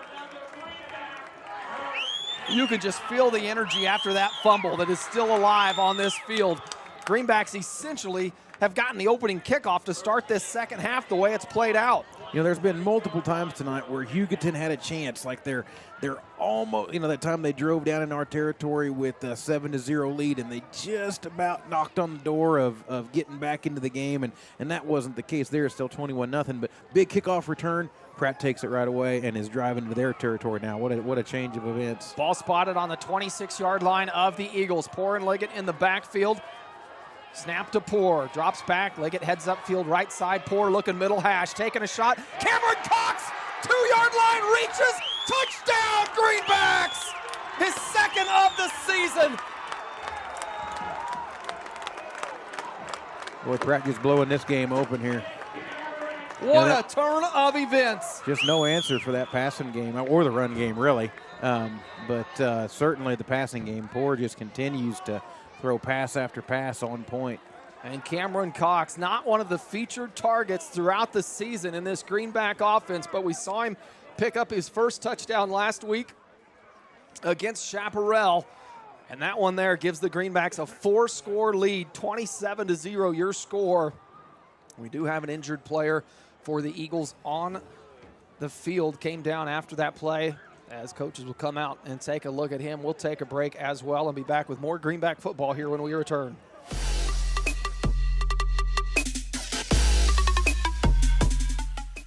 Are you a sports fan looking for a great place to grab a bite to eat? Look no further than Legends Cafe, located in Pratt, Kansas, on Highway 54. Legends is open 6 days a week and serves up mouth-watering burgers, fresh salads, hearty sandwiches, and much more. And don't forget about their daily specials. Legends is proud to support Greenback sports and all the local teams. So whether you're celebrating a big win or just need to refuel after the game, Legends has you covered. Come on down to Legends, and we'll take care of the rest. At Timish Electric, we light up your world with reliable and efficient electrical services. Our team of skilled and certified electricians is dedicated to providing top-notch service for all your electrical needs. From residential, commercial, or industrial needs, we ensure your electrical systems are safe, reliable, and up to code. Contact us today at 620-672-9334 to schedule a consultation. Timish Electric, proudly serving Pratt and the surrounding areas electrical needs for over 25 years. Welcome back. Third quarter action here at Zerger Field, and Cameron Cox with his second touchdown of the season puts the Greenbacks on top 27-0 as Levi Tebow comes on for the extra point. We had an injury timeout there after the touchdown between the extra point and the kick away, and the kick is good. Levi Tebow makes it a 28-0 ball game, and wow, how fast did that momentum flip. Hugoton coming out to get the ball to start this second half. A great opening return puts them into Greenback territory down to the 40-yard line, and then the first play from scrimmage, Gavin Roop able to come away with the strip and then dive on it as well. Not 100% sure Roop is the one that forced the strip, but he was the one coming out of that pile once he saw a loose ball and turned on it. And then a couple tough runs from Cade Liggett to drive the Greenbacks farther down the field. And Creston Poor to Cameron Cox. Poor with his third touchdown of the evening. And Hugoton defense just doesn't have an answer for the Pratt offense at the moment. And that goes back to, Cade Liggett back in the backfield, hammering out the rushing yards, and you just got to commit enough bodies to stop that. And then the passing game's wide open. And, Creston Poor just been on target all night, delivering that football. And, just rocking and rolling on all ends of the spectrum for the Pratt High offense and defense, really. I mean, we talk a lot about the offense because we score touchdowns, but, I mean, Hugoton outside of the one drive has not had any success offensively at all. Again, mostly all due to the Pratt High defense. And it's just been being clean tough. football. It hasn't been because of penalties, stopping drives, or backing them up. It has been solely because of the Greenback defense. So Tebow set to kick off. Adigan and Camacho back deep to return. A kick that will fall in between them, bounces. Finally, Camacho picks it up, breaks right across the 30 and hit from behind. He'll be brought down at the 31-yard line. We had our trivia question during the Uptown Cafe Club DS halftime show. If you took a break and didn't catch it during that halftime show, we talked about the mascots. Greenback, a unique one. The Eagles, not so much, as it is the second most common mascot in the state of Kansas, but it is not number one. So our trivia question for the night, there are 30 Eagle mascots across the state of Kansas. There are 33 of another mascot. So we're looking for what is the most popular mascot across the state of Kansas in high school sports. You can leave a comment on the Eastus Media Facebook comment section, and we'll let you know at the end of the game. Snap to Hernandez. He'll keep it on the ground, left side, and runs into 3 or 4 Greenbacks. Caleb Strong in there on the tackle. Did pick up positive yards. It'll be a gain of 5 on the play. We'll bring up 2nd and 5. Ball spotted at the Eagles' 36-yard line. 9:40 left in the third quarter. Greenbacks on top 28-0 and have just done everything to perfection to this point. Yeah, very clean game from Brad here, and that's Hugoton, you can just tell there's frustration again. They just haven't got into a rhythm ever, especially on offense, and again, mostly due to the Pratt High defensive front just causing them problems everywhere they go. It's time to give to Gordado, and tries to go right side and stacked up again. It'll be a gain of 2. It'll be a 3rd and 3 coming up for the Eagles. Just tough to run on the interior for the Greenbacks. Greenback defense once again continuing to play great football. And most of those kids, two-way players. At this level, you'll see that across the state. Most high school teams, you don't have the luxury of an offense and a defense. You've got your best players out there playing both ways. And these Greenbacks doing a great job of it tonight. Big 3rd and 3 play here. Hernandez going to keep it on the ground, works left side. Madden Wilson stacks him up short of the chains. Far side official has it a little bit closer. Going to be about a yard short, and you almost got to believe Hugoton's going to go for this. They about have to, being down. And 4 it looked scores. like Hernandez had room once he started that cutback, and all of a sudden, Madden Wilson came in there. And you see Madden Wilson talking with the officials, asking them to keep an eye on the hands to the face. 4th and 1, a big play here for this Eagle offense, and a huge one for the Greenback defense. Some shuffling around, man in motion. Hernandez now takes the snap, going to keep it himself. Left side, hitting the backfield. Still on his feet, trying to move the pile, and he will not get there. Oh, generous spot on the far side. Far side official has a real generous forward progress spot. I think they're going to give him a first down. And boy, it didn't look like he got it really to me. It did not. Oh, you can see the coaching staff agrees with us of the Greenbacks. We're standing on the line here with our booth, and man, oh man, it looked like he was short of that first down to me. And not even a measurement is needed. They signal first down for the Eagles. A very generous spot on a 4th and 1. It looked like the Greenback defense hit him early in the backfield. And the second effort from Hernandez, enough to drive it far enough forward to get that spot. So it'll be 1st and 10 for the Eagle offense on the 41-yard line. Still in their own territory, trying to get across the 50 into Greenback play.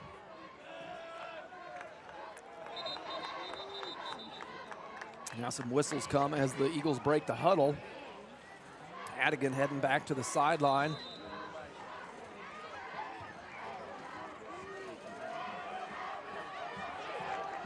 First and 10 for the Eagles. Low snap. Hernandez able to field it, hands it to Gordado. Gordado right side, nothing there. Madden Wilson and Cade Liggett on the tackle for the Greenbacks.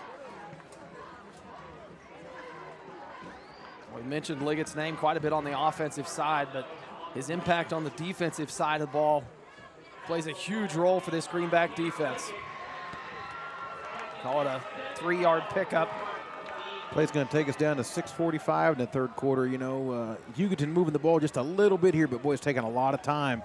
And Pratt having a 4-score lead, we're content to just let this clock continue to tick. Just have not seen that big play capability from this Eagle offense, and a pre-snap flag going to come in. False start on the Eagles.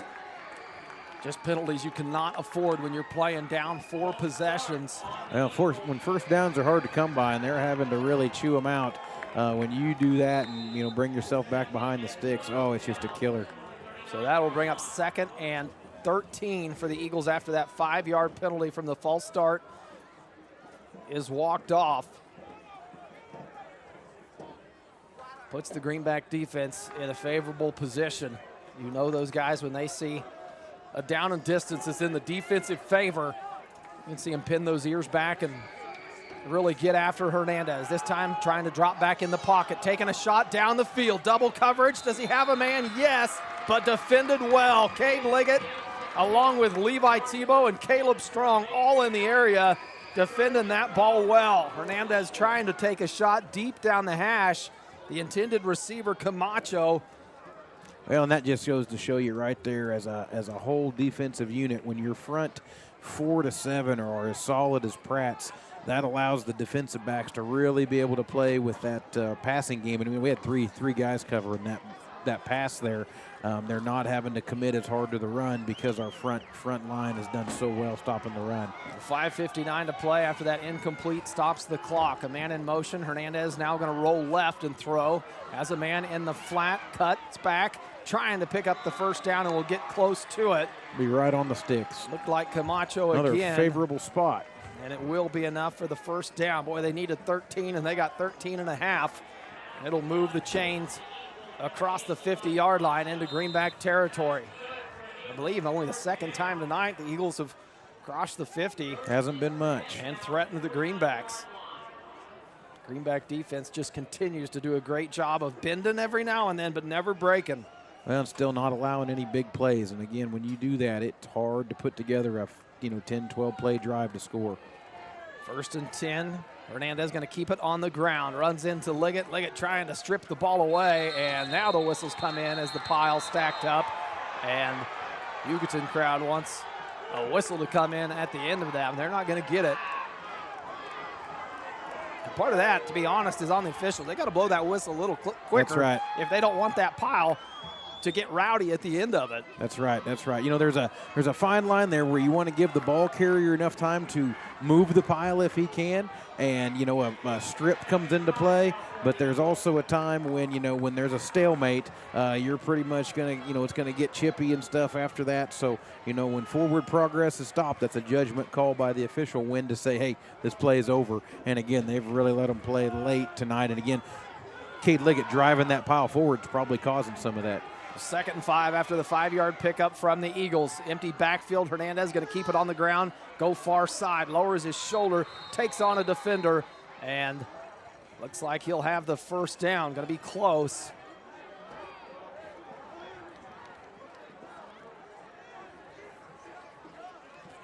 This is where, if you're the Greenbacks on the defensive side,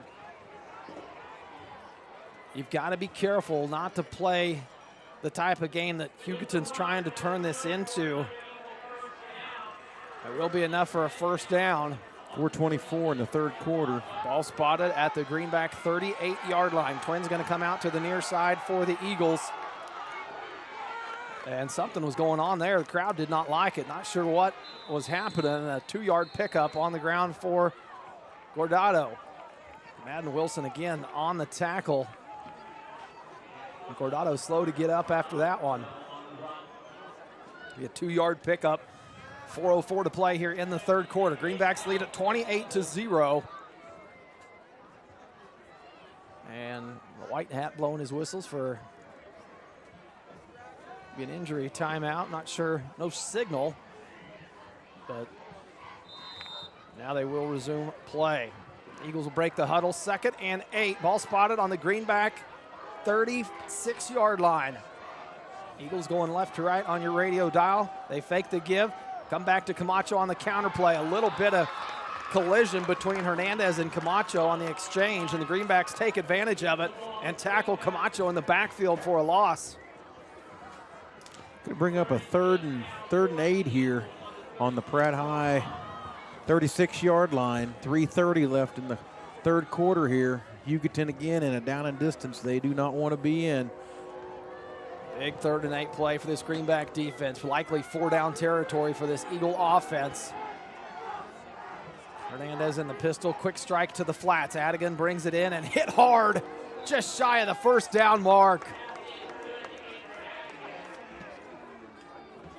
Couldn't tell if that was Tebow or Luke Gatlin came up from that pile, but boy, Adigan tried to get to that first down line to gain, and he was met with some Greenback resistance.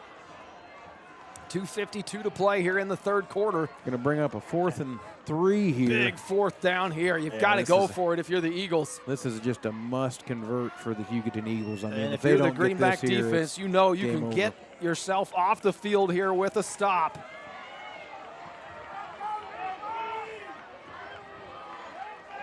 And in motion, Hernandez, the give to Camacho up the middle. Going to lower his shoulder, try to pick up some tough yards. And it looks like he'll have just it. at the sticks again. Boy, every time this drive, they've gotten just enough of what's needed to move those sticks. The trouble is it's taken such a long time to move this ball down the field when the Greenbacks have taken away the option of putting the ball in the air.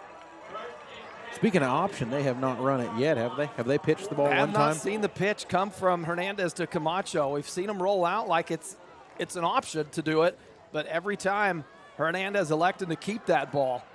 1st and 10 after the first down pickup. Ball spotted on the Greenback 26-yard line. Hernandez going to drop back, looks to pass, now flushed out of the pocket, dropping back, trying to go right side now. Wilson tracking him down, and here comes Morrell. Got around Wilson, and Morrell was waiting on him. A loss on the play. And again, that front four just able to put so much pressure.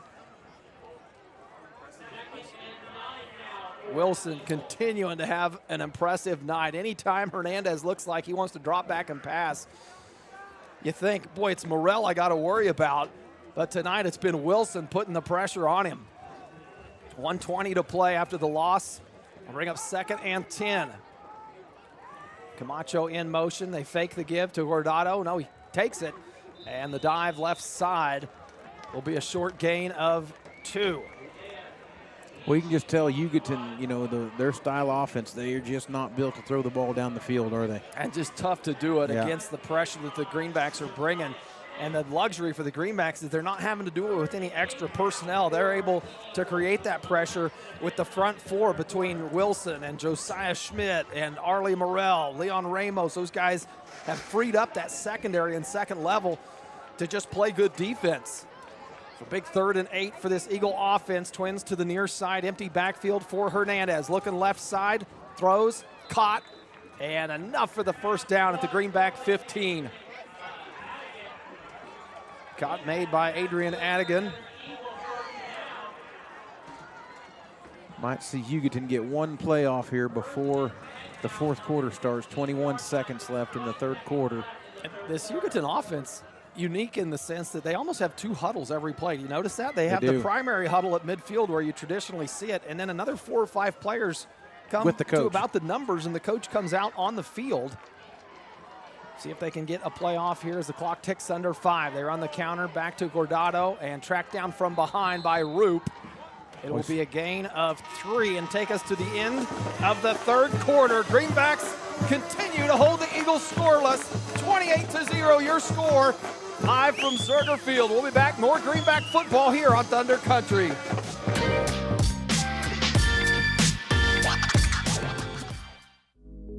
For your fine dining experience, be sure to stop at Club D'Este in downtown Pratt. Western Kansas's premier steakhouse for over 50 years. They'll serve you the best with their friendly, attentive staff and home-cooked meal you desire. Also offering a full range of entertainment with live music and karaoke weekend nights. So come for food and stay for fun at Club D'Este in downtown Pratt. Open 7 nights a week.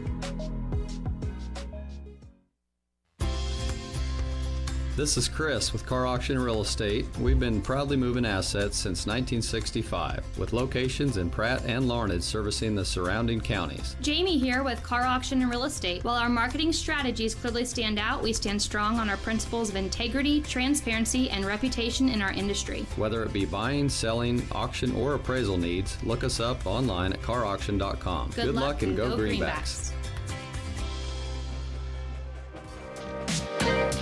Welcome back. Fourth quarter action starts here at Zerger Field. Greenbacks lead at 28-0 as they put on an impressive 3 quarters of play to this point. The Hugoton offense, just no answer for this Greenback defense, but they're driving here. It'll be 2nd and 8.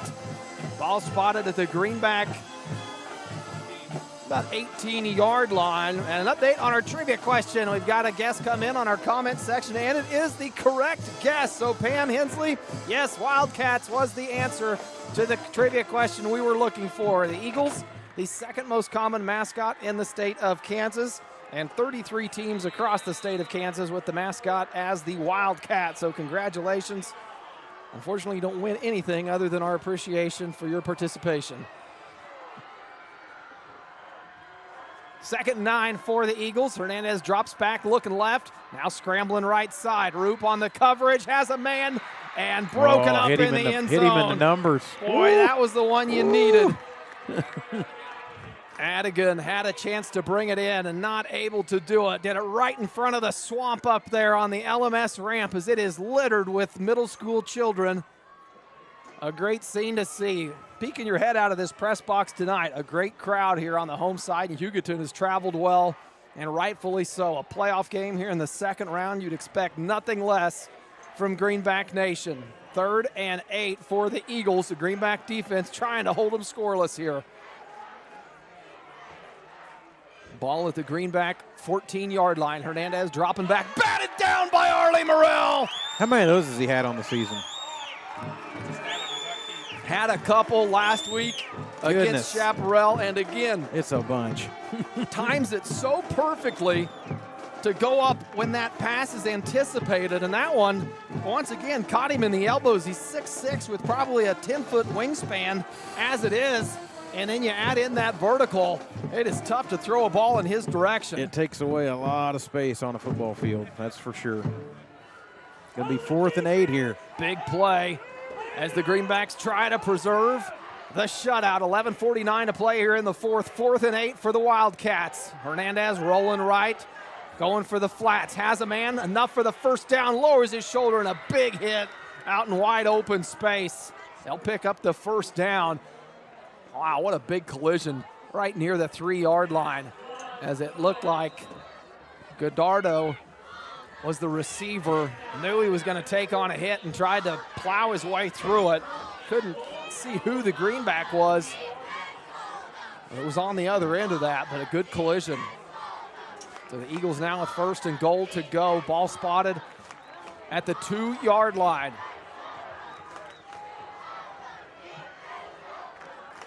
Snap to Hernandez, going to keep it on the ground himself. Lunges for the end zone. Touchdown. Touchdown, Eagles.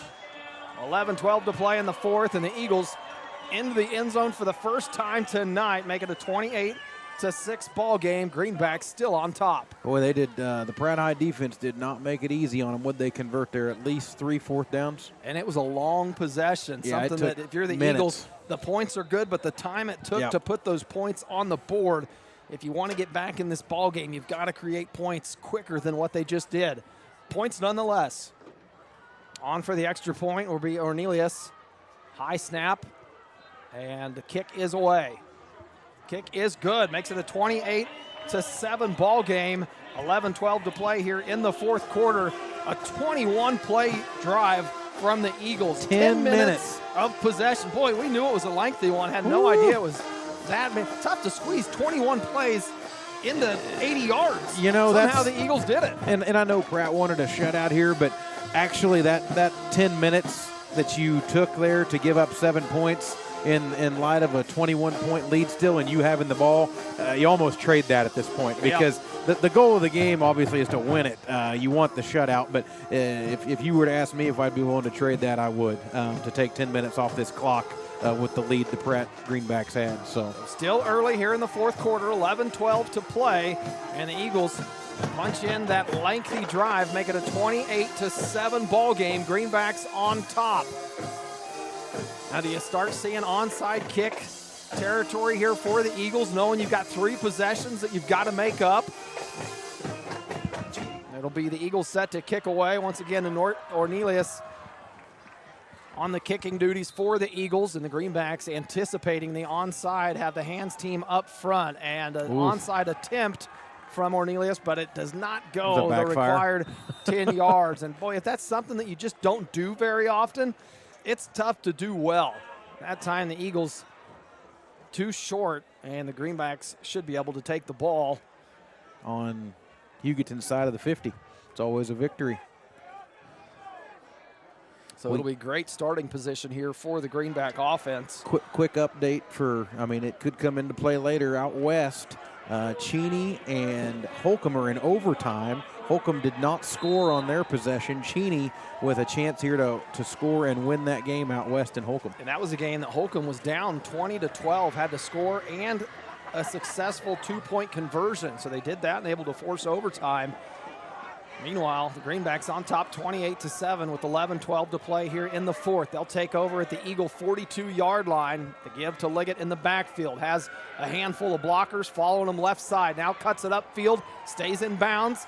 Still on his feet across the 20, down to the 15, the 10. Somehow turned what looked like to be a 10-yard pickup into a 30-yard gain.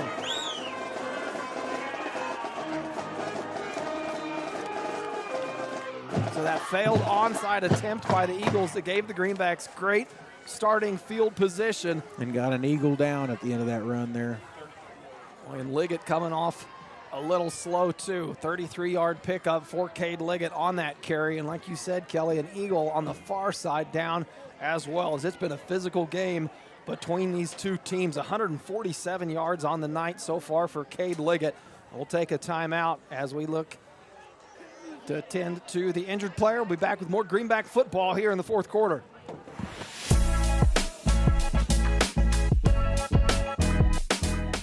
Escape into your ultimate outdoor getaway with the help of Uni Landscapes, your local full-service landscape design and construction company specializing in landscapes, hardscapes, patios, sprinkler systems, water features, and snow removal services. They create your dream space by incorporating design elements unique to you and your family. Uni Landscapes serves Pratt and the surrounding area and is open Monday through Friday. Call 620-672-3301 to transform your outdoor space today. Plan a trip to Pratt this fall. From small-town charm and unique shops to local dining and museums, there's something in Pratt for everyone. Spend an autumn afternoon in our beautiful parks and along our walking trails. Stay up to date on events and activities by following Visit Pratt on Facebook. That's Visit Pratt on Facebook. We hope to see you in Pratt.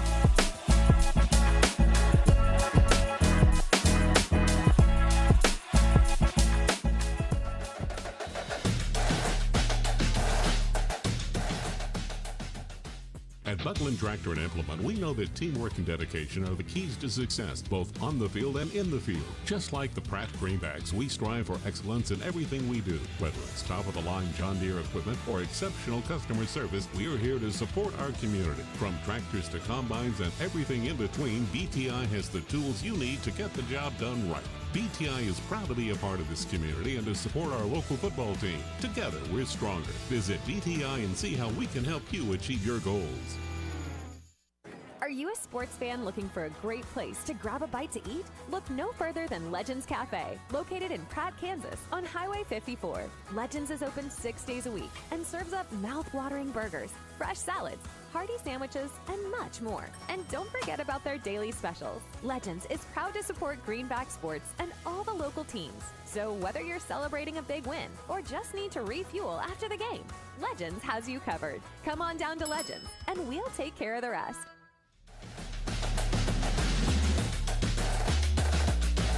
Welcome back. Fourth quarter action here at Zerger Field, coming off of the injury timeout. Von Grubbs, the injured player for The Eagles able to come off the field with the help of a couple coaches, so hope he's all right. Never like to see anybody go down at this point in the season or at any point in the season. It came after a big pickup from Cade Liggett, puts the Greenbacks inside the BTI green zone. Ball's going to be spotted at the 9-yard line of the Eagles. They sit on top 28-7 at this point. That run by Liggett was the opening play of this possession. The Greenbacks. Got Morrell in the backfield. A little pistol formation now for the Greenbacks. Morrell set up directly behind Poor. More of an I formation. They give it to Morrell, lowers his shoulder, and tries to go right up the middle, but hit early in the backfield by George Aguilera. Real quick score update, Cody, from out west. Cheney just kicked a field goal in overtime to defeat Holcomb. So that game is final. An overtime win for Cheney out west. They advance and will face the winner of Rock Creek and Heston. Second time those teams have played this year. They played the first game of the season, a 2-point win by Holcomb, and now in the playoffs, 3-point win for Cheney. Boy, those rematch games, they're tough. Always tough. Tough to pick up both wins. That's why it was impressive last week when the Greenbacks were able to do it against Chaparral. But you could see in that game how Chaparral really made us work, especially in the first 2.5 quarters, you know. Poor going to roll right out of the backfield, avoids an early tackle, and looking for Morrell in the flats and can't connect. Had pressure coming from Adigan. An incomplete pass will bring 3rd and goal for the Greenbacks. Ball's going to be spotted at the 70-yard line. Greenbacks trying to add on to this 3-possession lead. They lead at 28-7 with 9:52 to play here in the 4th quarter.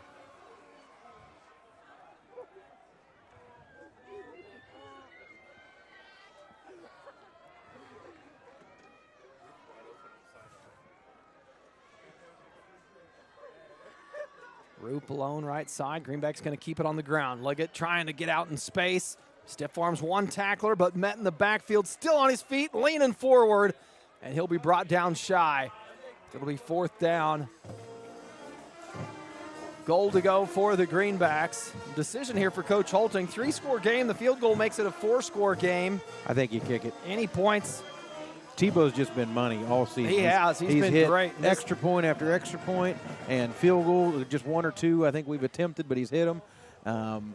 You know, and you get to a big, tough game next week like it looks like we're going to face, and you know, a field goal might be the difference here. Now, the flip side to that decision is that your defense is playing so well that trading 3 points, or if you don't convert this, you give the ball back to the Eagles, then backed up really deep into their own territory, where you've got to think your defense then has the advantage. Yeah, and especially where Hugoton they've thrown the ball just a little bit, but not with any rhythm, anything that would scare you really from can they hit us with a big play and make it a 2-score game real quick. I didn't see any of that in that last drive. I mean, they dinked and dunked their way down the field with a little bit of run, a little bit of pass. But, yeah, you're right here.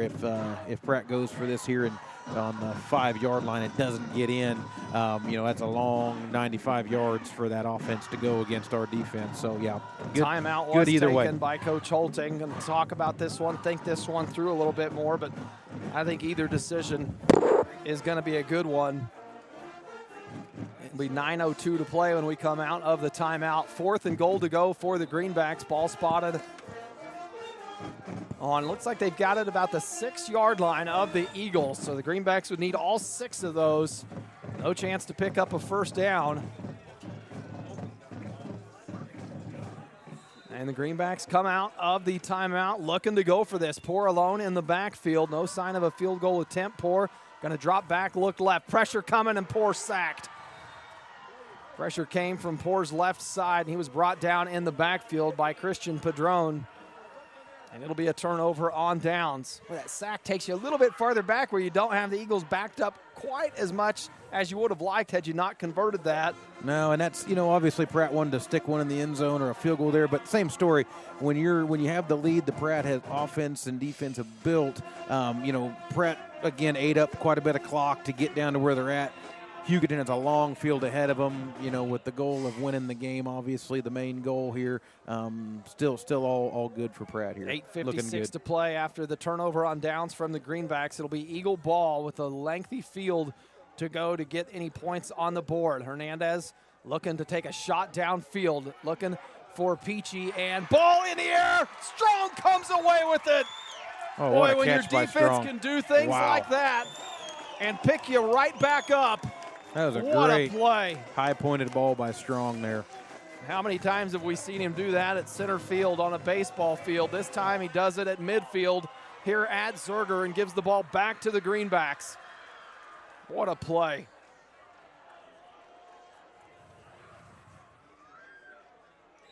So the Greenbacks will take back over. Offense going to be right back out on the field. And they'll get it at their own 49-yard line, real close to midfield here. 8:48 to play here in the fourth quarter. Poor and Liggett in the backfield. Roop split out wide. Liggett going to follow his blocker's left side. Fights off a tackle. Now cuts it back up the middle, and he'll gain 10. Getting real close to that 200-yard mark here for Cade Liggett.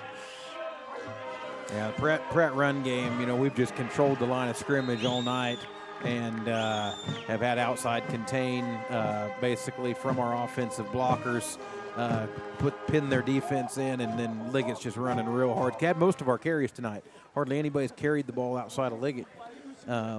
18 carries on the night, 159 yards. 2 for Titus, 1 for Morrell, and 4 for Poor.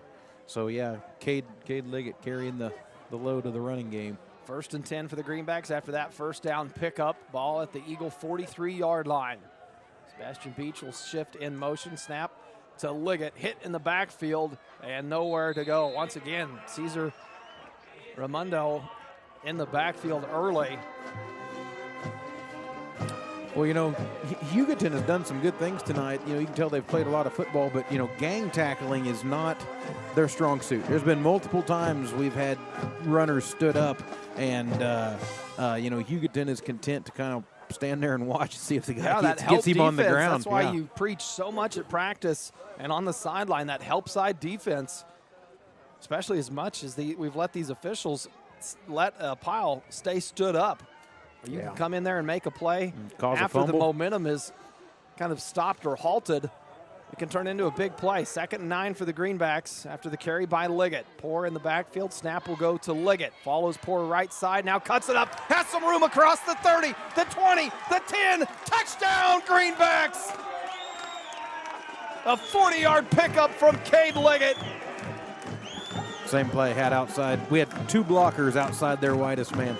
Great job, Brad, offense. And Liggett did a great job taking advantage of it. Saw where he needed to follow him, bounced it outside, and there's not many players on a football field that will catch Cade Liggett in a foot race. So 34-7 your score after that 40-yard pickup.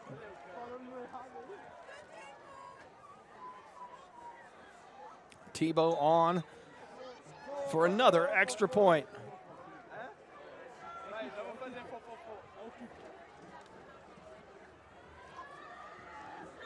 Snap, good, kick away, and another successful point from Levi Tebow. A 3-play, 52-yard quick strike from the Greenbacks, capped off from Cade Liggett. 35-7 your score. We'll be back in 60 seconds. Exceptional dentistry, right in your neighborhood. At Pratt Family Dental, Dr. Carson Hopkins and Dr. Stephen Coons are here to keep your smile healthy and bright. From routine cleanings to advanced care, our team has the expertise and technology to handle all your dental needs with comfort and confidence. Because at Pratt Family Dental, it's not just about teeth, it's about family, trust, and smiles that last a lifetime. Call today to schedule your appointment with Dr. Hopkins or Dr. Coons. Pratt Family Dental, where exceptional care meets friendly faces. This is Jeff. And Jared. At Intergreen Services, proud supporter of the Pratt Greenbacks. Around here we say one call fixes it all. From HVAC, plumbing, septic, electrical, and even water well service. We're your hometown team you can count on, just like the Greenbacks on game day. We're proud to stand behind our athletes, our school, and our community. So when something needs fixing at home, call Intergreen at 620-672-2338 or visit intergreenservices.com. Intergreen Services, neighbors helping neighbors, and always cheering for the Greenbacks. Welcome back. Fourth quarter action here at Zerger Field. 7:08 to play. 35-7 your score. Greenbacks on top. Tebow sends one away and received at the 30-yard line. Forced out of bounds at the 35. On the tackle for the Greenbacks, August Deeds on special teams. And the Eagle offense will take over. Boy, at this point in the game, Kelly, you can about pencil the Greenbacks in to move on to the next round. Yep. On top, 35-7, 7:02 to play, and just too much to overcome for the Eagles. The one touchdown they did put on the board took them over 10 minutes of play. It was a 21-play drive. They ran a lot of time off the clock. You still got to finish it, but with 7 minutes left and no more firepower than Hugoton has shown on offense, 35-7 lead, you can about pencil us into next week, and we've been looking forward to the matchup with Andale. We'll really get to that in a little while. First down for the Eagles, starting play of the possession. The give to Godardo, and met by Titus, still on his feet, and spins across the 40-yard line for a pickup of 5. Titus, a lot of ties to this Hugoton team, knows a lot of these players. He came from Hugoton. His older brother, Parker Titus, on the coaching staff here. Grew up in that Hugoton community, so a lot of familiar faces across the field when Hugoton comes to town for this Titus family, and what a great addition they've been for this Greenback team and this Greenback community. 2nd and 5 for the Eagles, and the pitch out to Gordado going right side, trying to find some space, but the Greenbacks close it down and only allow a pickup of 2. The third and 4. 6:17 left in the ball game.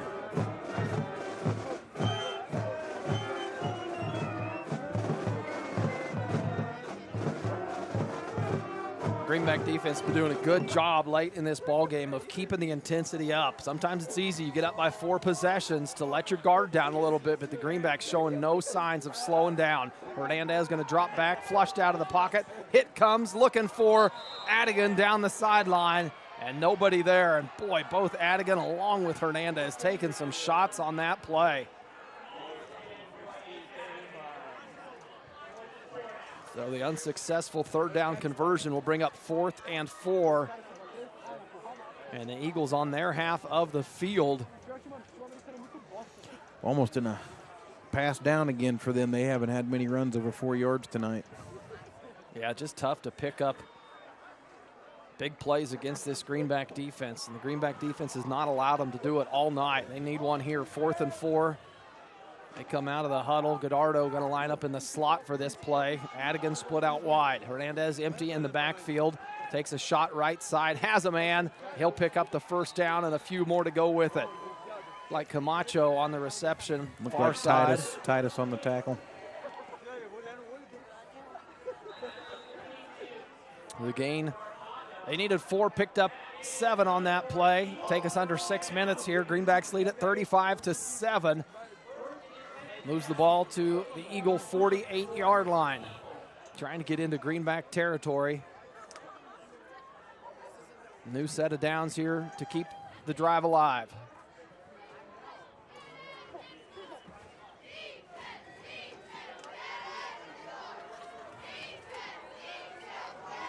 Hernandez in that pistol formation, going to drop back, flushed out left. Now jumps up in the backfield, avoids the pressure, gets the pass off somehow near the 50-yard line. And boy, pressure was coming that time. Leon Ramos delivers a hit to Hernandez, and Ramos and Titus both helping Hernandez up off the turf.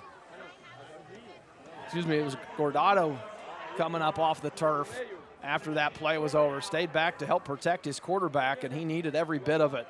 There's a gain of 6 on the play. Will bring up 2nd and 4 into Greenback territory now. Ball spotted at the 46-yard line. Hernandez going to drop back, looking left side, takes a shot downfield. Adigan, the intended receiver, just over his outreached arm. We'll stop the clock with 4:45 to play. And we'll bring up 3rd and 4. Just haven't been able to convert that big play all night.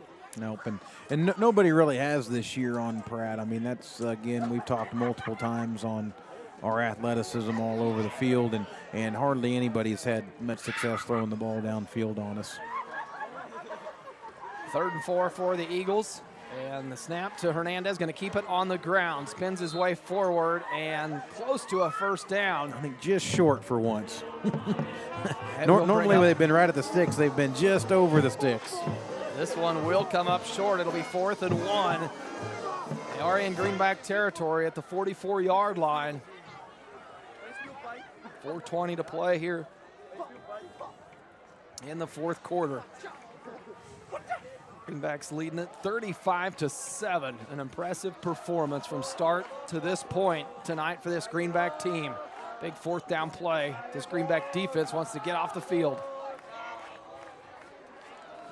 Hernandez going to keep it himself, hitting the backfield. Can he drive the pile forward? No! The Greenback defense continues to stay on top of its game.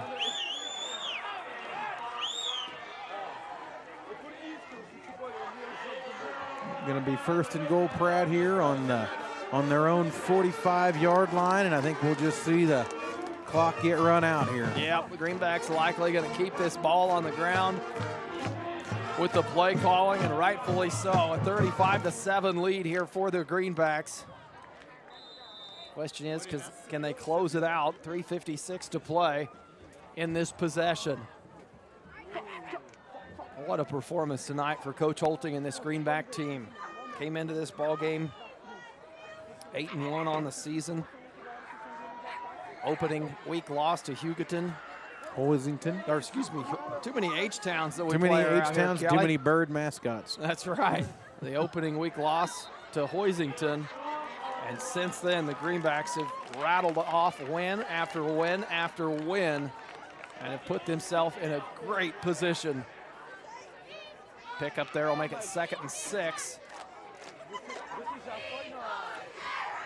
Well, the wins are going to give us a chance to go over and try to give our best at Andale, and that's what your goal is every season. They've been the champ, and you know, you always wonder how you'll stack up against a team like that. We're going to get our chance. Well, it's better to find out than to wonder, and the Greenbacks going to have a chance to find out. You know, so many seasons you don't even have the opportunity to find out because they get cut short shy of that. This season, not going to be the case. The Greenbacks going to find out if they can stack up against the powerhouse that is Coach Dylan Schmidt and that Andale team. Well, it took Hugoton 3 full quarters and 9 minutes of the 4th quarter to figure out how to keep outside contain on our sweep, and I think they finally figured it out there. They kept that contained well and hardly any yards on that.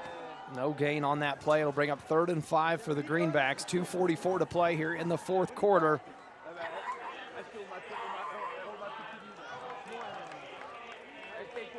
Greenbacks break the Huddleston Roop out to the numbers. And Leggett far side. Poor alone in the backfield. Need 5 yards to convert the first down. Poor going to drop back, looking downfield, sets up the screen, and a miscommunication there. It looked like Sebastian Beach, the intended receiver, got tripped up there at midfield. And, you know, that's one he wants back. He does not get targeted very often. That's so my when chance. you're sitting in a play, when you're in that huddle and you hear your number and your name called, boy, you get excited when you don't get your number called too often. That one just not able to convert. So 4th and 5, ball right at the 50-yard line. Greenbacks looking like they're going to go for this. Well, we haven't punted all night. There's no point in starting now. 2:19 to play in the 4th. It'll be Poor and Leggett in the backfield. Beach the power back. Leggett going to roll right. Now sets up to throw. Going to take a shot down the field. Morrell turns late and off his hand. Taking a shot. One last shot probably down the field for Arlie Morrell. And good coverage down the numbers. Looked like Adigan on the coverage for the Eagles. Morrell was looking right there and had to adjust, turn over his other shoulder and look back left. And by the time he picked it up, the ball was just at his hand and couldn't haul it in. Yeah, sometimes that ball's almost just too square on you. You need it left or right of you for an angle. Here I am talking like a wideout. Knowledge. Yes, I'm impressed. Yeah, yeah. I've dreamed of it once in a while. 2:12 to play here in the fourth quarter, and the Eagles will take back over at the 50-yard line.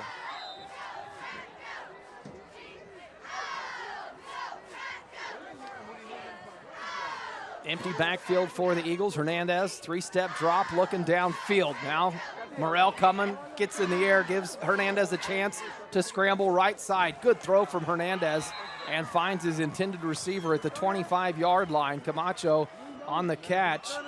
Well, it was one of the first times we haven't seen pretty heavy pressure in the backfield. I mean, he had to roll out of it, but he had some time to do that.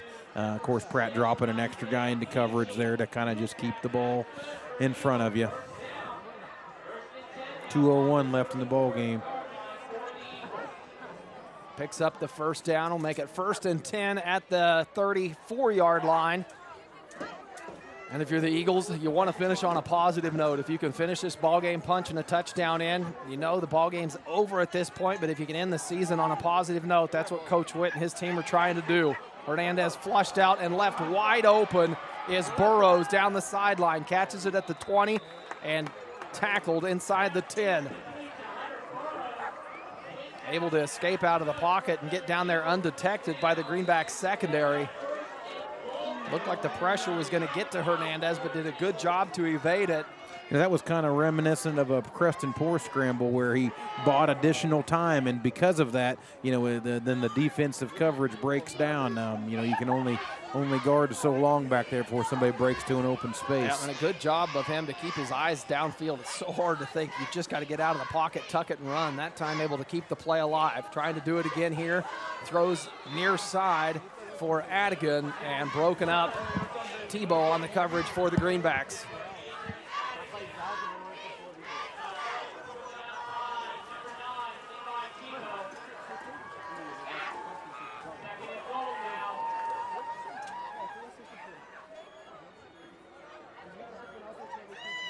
.121 to play. That incomplete pass stops the clock. Here in the fourth quarter, Greenbacks on top, 35-7. The Eagles trying to punch one more in to close this ball game out. 2nd and goal to go at the 9-yard line. Hernandez going to roll left.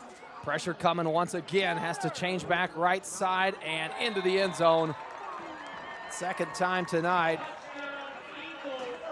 The receiver, Eli Camacho, with 1:13 to play. Again, that just a good job by Hernandez. Rolling left, pressure coming, and able to find his way back to the right side of the field. And way back there in the deep corner of the end zone, Camacho able to find an open spot, get behind the Greenback secondary, and Hernandez able to connect. So extra point attempt coming for Ornelius to make it a 35-14 point ball game. Kick away, and it is good. 1:13 to play. Greenbacks lead at 35-14 after a 4-play, 50-yard drive by the Eagles. We'll be back with more Greenback football here on Thunder Country.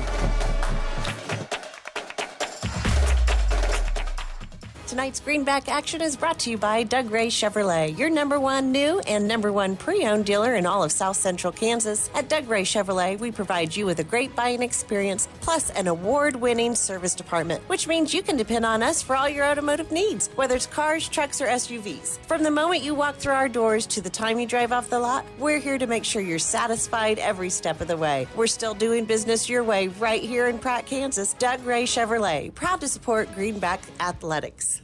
When it comes to your health, trust Grace Clinic and Urgent Care in Pratt, conveniently located at 920 East 1st Street. Grace Clinic proudly serves Pratt and the surrounding area. Family nurse practitioner McKaylee Kirby provides primary care, urgent care, and sports physicals, and is accepting new patients and walk-ins. Open Monday through Friday, except Tuesdays, from 8:30 to 6, and Saturdays, 9 to noon. Call 620-388-3086 today. That's Grace Clinic and Urgent Care, caring for your family close to home. Welcome back. Fourth quarter action, 1:12 to play, and the Greenbacks on top, 35-14. The Eagles able to tack one touchdown on, and that final drive, what likely will be the final drive, as the Greenbacks take over at their own 10-yard line after the kick return. No onside kick from the Eagles, just sent it back deep, and Hudson Titus did a good job to burn a little time off the clock there, and then just took a knee before any. Yeah, I think you'll just see a knee taken here. No point in running a play at this point. Greenbacks, no better formation than the victory formation, and the Greenbacks find themselves with the opportunity to do it.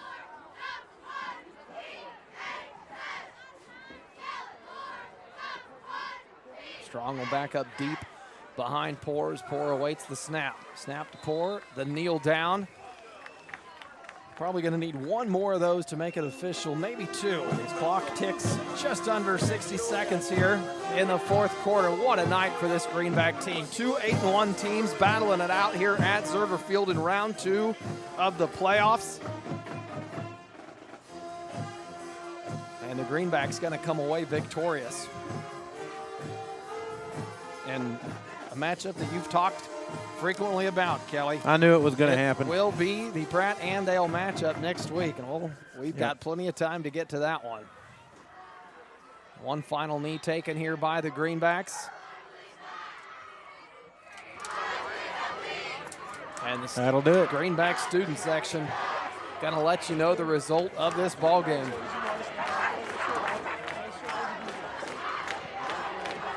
.15 seconds showing on the play clock. No play needed by the Greenbacks as they're going to let them both walk off here. Some final congratulations out there on the field between the players. Good sign of sportsmanship, and the officials will walk their way off as well as the confetti flies here at Zerger Field. The Greenbacks 35-14. Your victors improve to 9-1 on the season and will set the stage for a big matchup next week. Congratulations to Coach Jay Witt and his Hugoton team. They'll finish 8-2 on the season. A hard-fought battle here at Zerger Field as their season comes to a conclusion. What a night for this Greenback team. Don't go anywhere. We've got the Maydew Tebow Optometry post-game show coming up. We'll recap it, give you stats, and more when we come back here on Thunder Country.